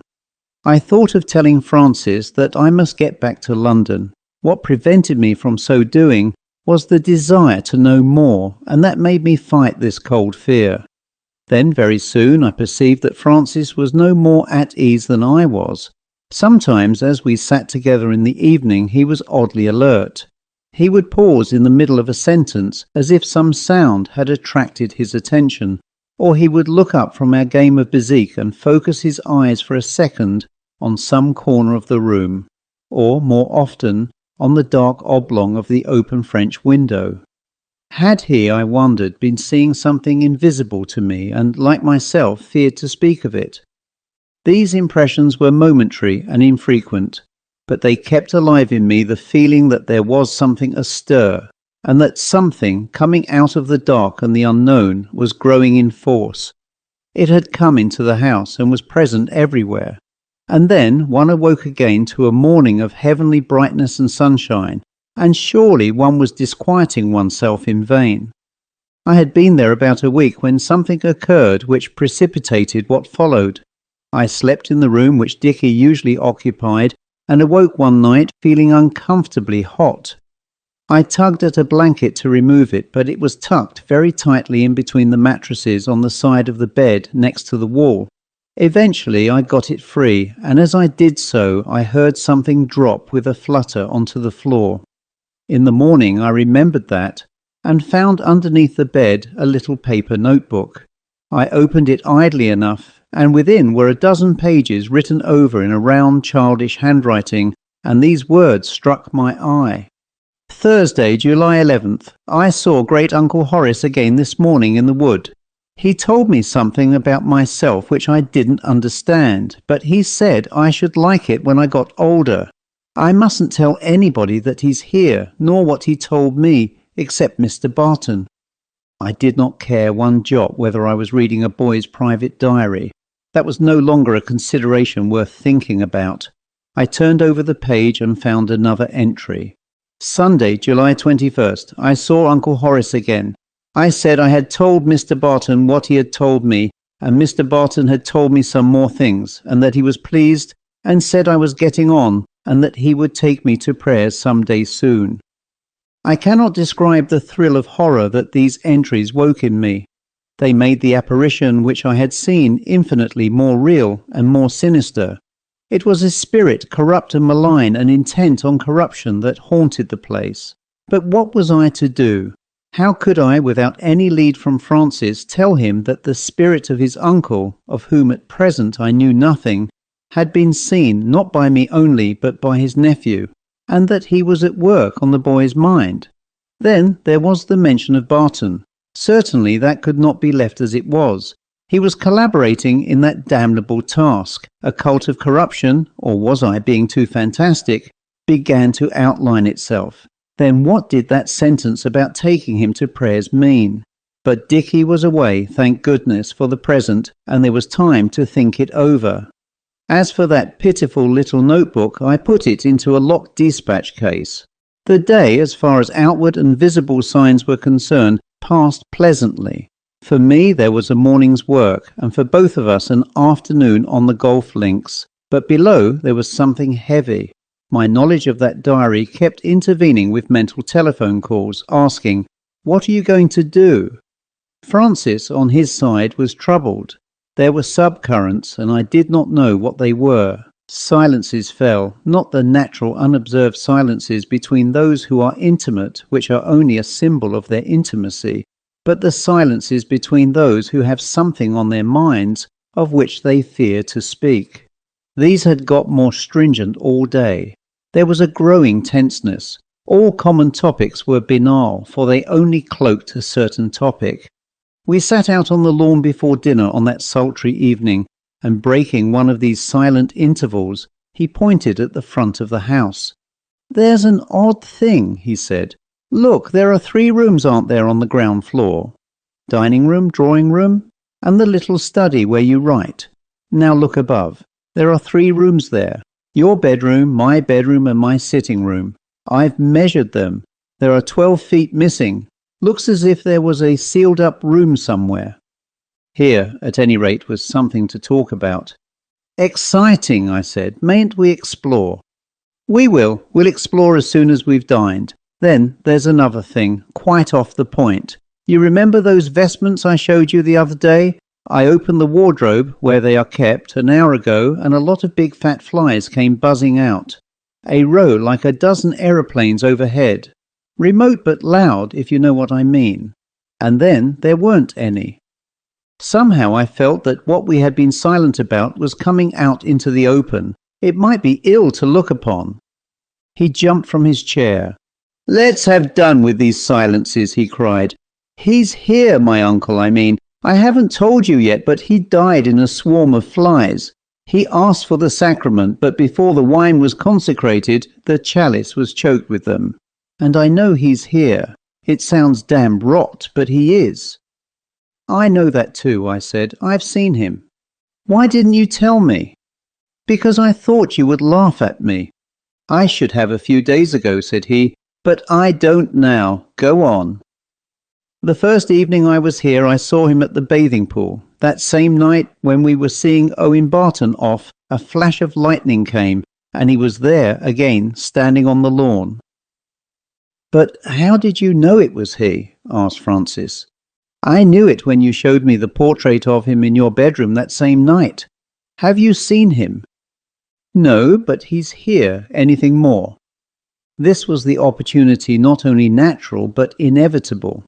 "Yes, much more," I said. "Dickie has seen him too." "That child! Impossible." The door out of the drawing-room opened, and Francis's parlour-maid came out with the sherry on a tray. She put the decanter and glasses down on the wicker table between us, and I asked her to bring out the dispatch case from my room. I took the paper notebook out of it. "This slipped out from between my mattresses last night. It's Dickie's diary. Listen." And I read him the first extract. Francis gave one of those swift, disconcerting glances over his shoulder. "But we're dreaming," he said. "It's a nightmare. God, there's something awful here. And what about Dickie not telling anybody except Barton what he told him? Anything more?" "Yes. Sunday, July 21st. I saw Uncle Horace again. I said I had told Mr. Barton what he told me, and Mr. Barton told me some more things, and that he was pleased and said I was getting on, and that he would take me to prayers some day soon. I don't know what that means." Francis sprang out of his chair. "What?" he cried. "Take him to prayers? Wait a minute. Let me remember about my first visit here. I was a boy of 19, and frightfully, absurdly innocent for my age. A woman staying here gave me a book to read called Labas. I didn't get far in it then, but I know what it's about now." "Black Mass," said I. "Satan worshippers." "Yes. Then one day my uncle dressed me up in a scarlet cassock, and Barton came in and put on a cope and said something about my being a server. He used to be a priest, did you know that? And one night I awoke and heard the sound of chanting and a bell rang. By the way, Barton's coming to dine tomorrow." "What are you going to do?" "About him? I can't tell yet, but we've got something to do tonight. Horrors have happened here in this house. There must be some room where they held their mass, a chapel. Why, there's that missing space I spoke of just now." After dinner we set to work. Somewhere on the first floor, on the garden front of the house, there was this space unaccounted for by the dimensions of the rooms there. We turned on the electric light in all of them, and then going out into the garden, we saw that the windows in Francis's bedroom and in his sitting room next door were far more widely spaced than they should have been. Somewhere then between them lay the area to which there was no apparent access, and we went upstairs. The wall of his sitting room seemed solid. It was of brick and timber, and large beams ran through it at narrow intervals. But the wall of his bedroom was panelled, and when we tapped on it, no sound came through into the other room beyond. We began to examine it. The servants had gone to bed, and the house was silent. But as we moved about from garden to house and from one room to another, there was some presence watching and following us. We had shut the door into his bedroom from the passage, but now as we peered and felt about the panelling, the door swung open and closed again, and something entered, brushing my shoulder as it passed. "What's that?" I said. "Someone came in." "Never mind that," he said. "Look what I've found." In the border of one of the panels was a black stud, like an ebony bell push. He pressed it and pulled, and a section of the panelling slid sideways, disclosing a red curtain cloaking a doorway. He drew it aside with a clash of metal rings. It was dark within, and out of the darkness came a smell of stale incense. I felt with my hand along the frame of the doorway and found a switch, and the blackness was flooded with a dazzling light. Within was a chapel. There was no window, and at the west end of it, not the east, there stood an altar. Above it was a picture, evidently of some early Italian school.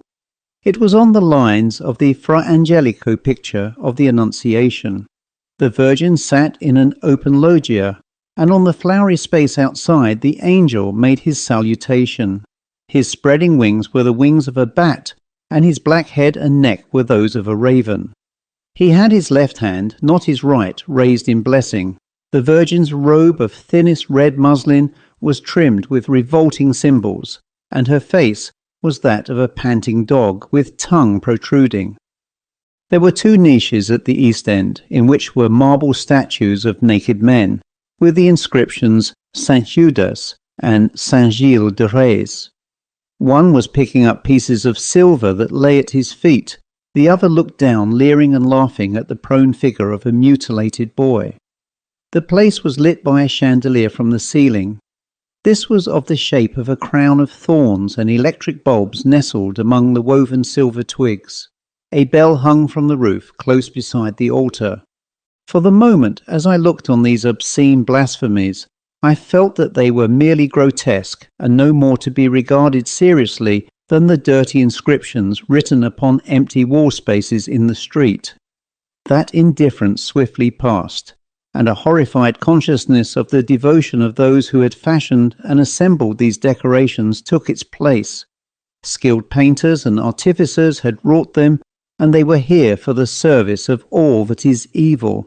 That spirit of adoration lived in them, dynamic and active, and the place was throbbing with the exultant joy of those who had worshipped here.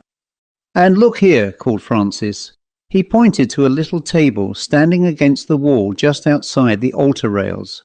There were photographs on it, one of a boy standing on the headerboard at the bathing pool about to plunge. "That's me," he said. "Barton took it. And what's written underneath it? Ora pro Francisco Elton. And that's Mrs. Ray. And that's my uncle. And that's Barton in a cope. Pray for him too, please. But it's childish." He suddenly burst into a shout of laughter. The roof of the chapel was vaulted, and the echo that came from it was loud and surprising. The place rang with it. His laughter ceased, but not so the echo. There was someone else laughing. But where? Who? Except for us, the chapel was empty of all visible presences. On and on the laughter went, and we stared at each other with panic stirring. The brilliant light from the chandelier began to fade, dusk gathered, and in the dusk there was brewing some hellish and deadly force. And through the dimness I saw, hanging in the air, and oscillating slightly as if in a draught, the laughing face of Horace Elton. Francis saw it too. "Fight it, withstand it," he cried as he pointed to it. "Desecrate all that it holds sanctified. God, do you smell the incense and the corruption?" We tore the photographs, we smashed the table on which they stood. We plucked the frontal from the altar and spat on the accursed table. We tugged at it till it toppled over, and the marble slab split in half. We hauled from the niches the 2 statues that stood there, and crash they went onto the paved floor. Then, appalled at the riot of our iconoclasm, we paused. The laughter had ceased, and no oscillating face dangled in the dimness. Then we left the chapel and pulled across the doorway the panel that closed it. Francis came to sleep in my room, and we talked long, laying our plans for next day.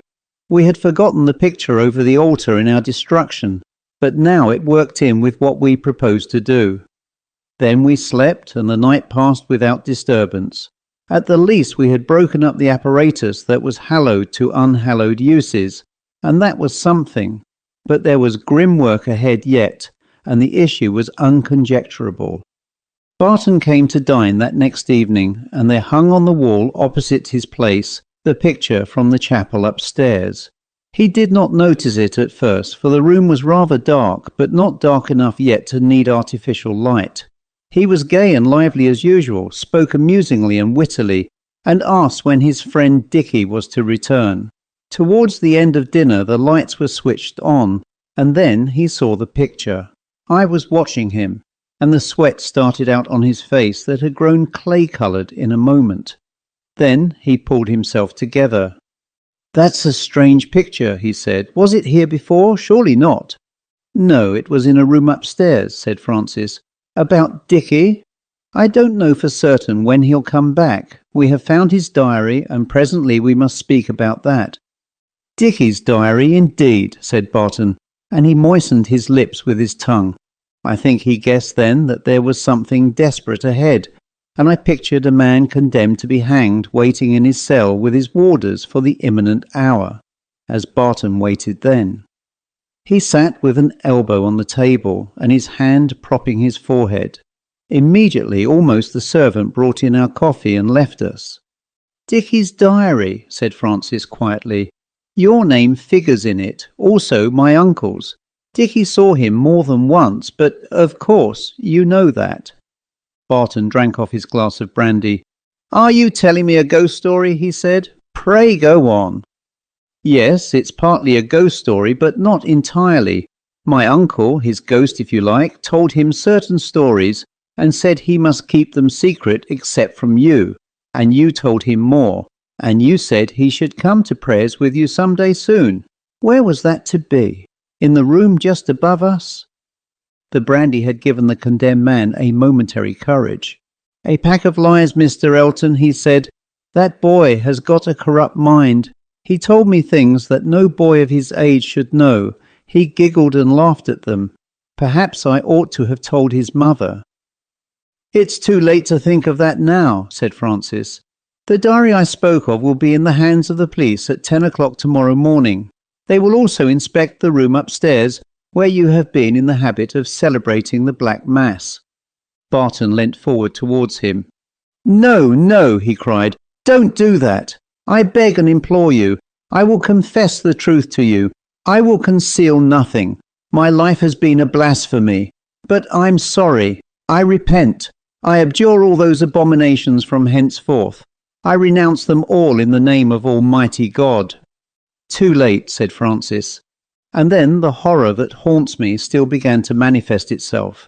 The wretched man threw himself back in his chair, and there dropped from his forehead onto his white shirt front a long grey worm that lay and wriggled there. At that moment there came from overhead the sound of a bell, and he sprang to his feet. "No," he cried again, "I retract all I said. I abjure nothing, and my Lord is waiting for me in the sanctuary. I must be quick and make my humble confession to him." With the movement of a slinking animal he slid from the room, and we heard his steps going swiftly upstairs. "Did you see?" I whispered. "And what's to be done? Is the man sane?" "It's beyond us now," said Francis. There was a thump on the ceiling overhead as if someone had fallen, and without a word we ran upstairs into Francis's bedroom. The door of the wardrobe where the vestments were kept was open. Some lay on the floor. The panel was open too, but within it was dark.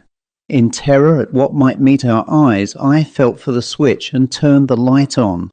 The bell which had sounded a few minutes ago was still swinging gently, though speaking no more. Barton, clad in the gold-embroidered cope, lay in front of the overturned altar, with his face twitching. Then that ceased, the rattle of death creaked in his throat, and his mouth fell open. Great flies, swarms of them, coming from nowhere, settled on it. The end.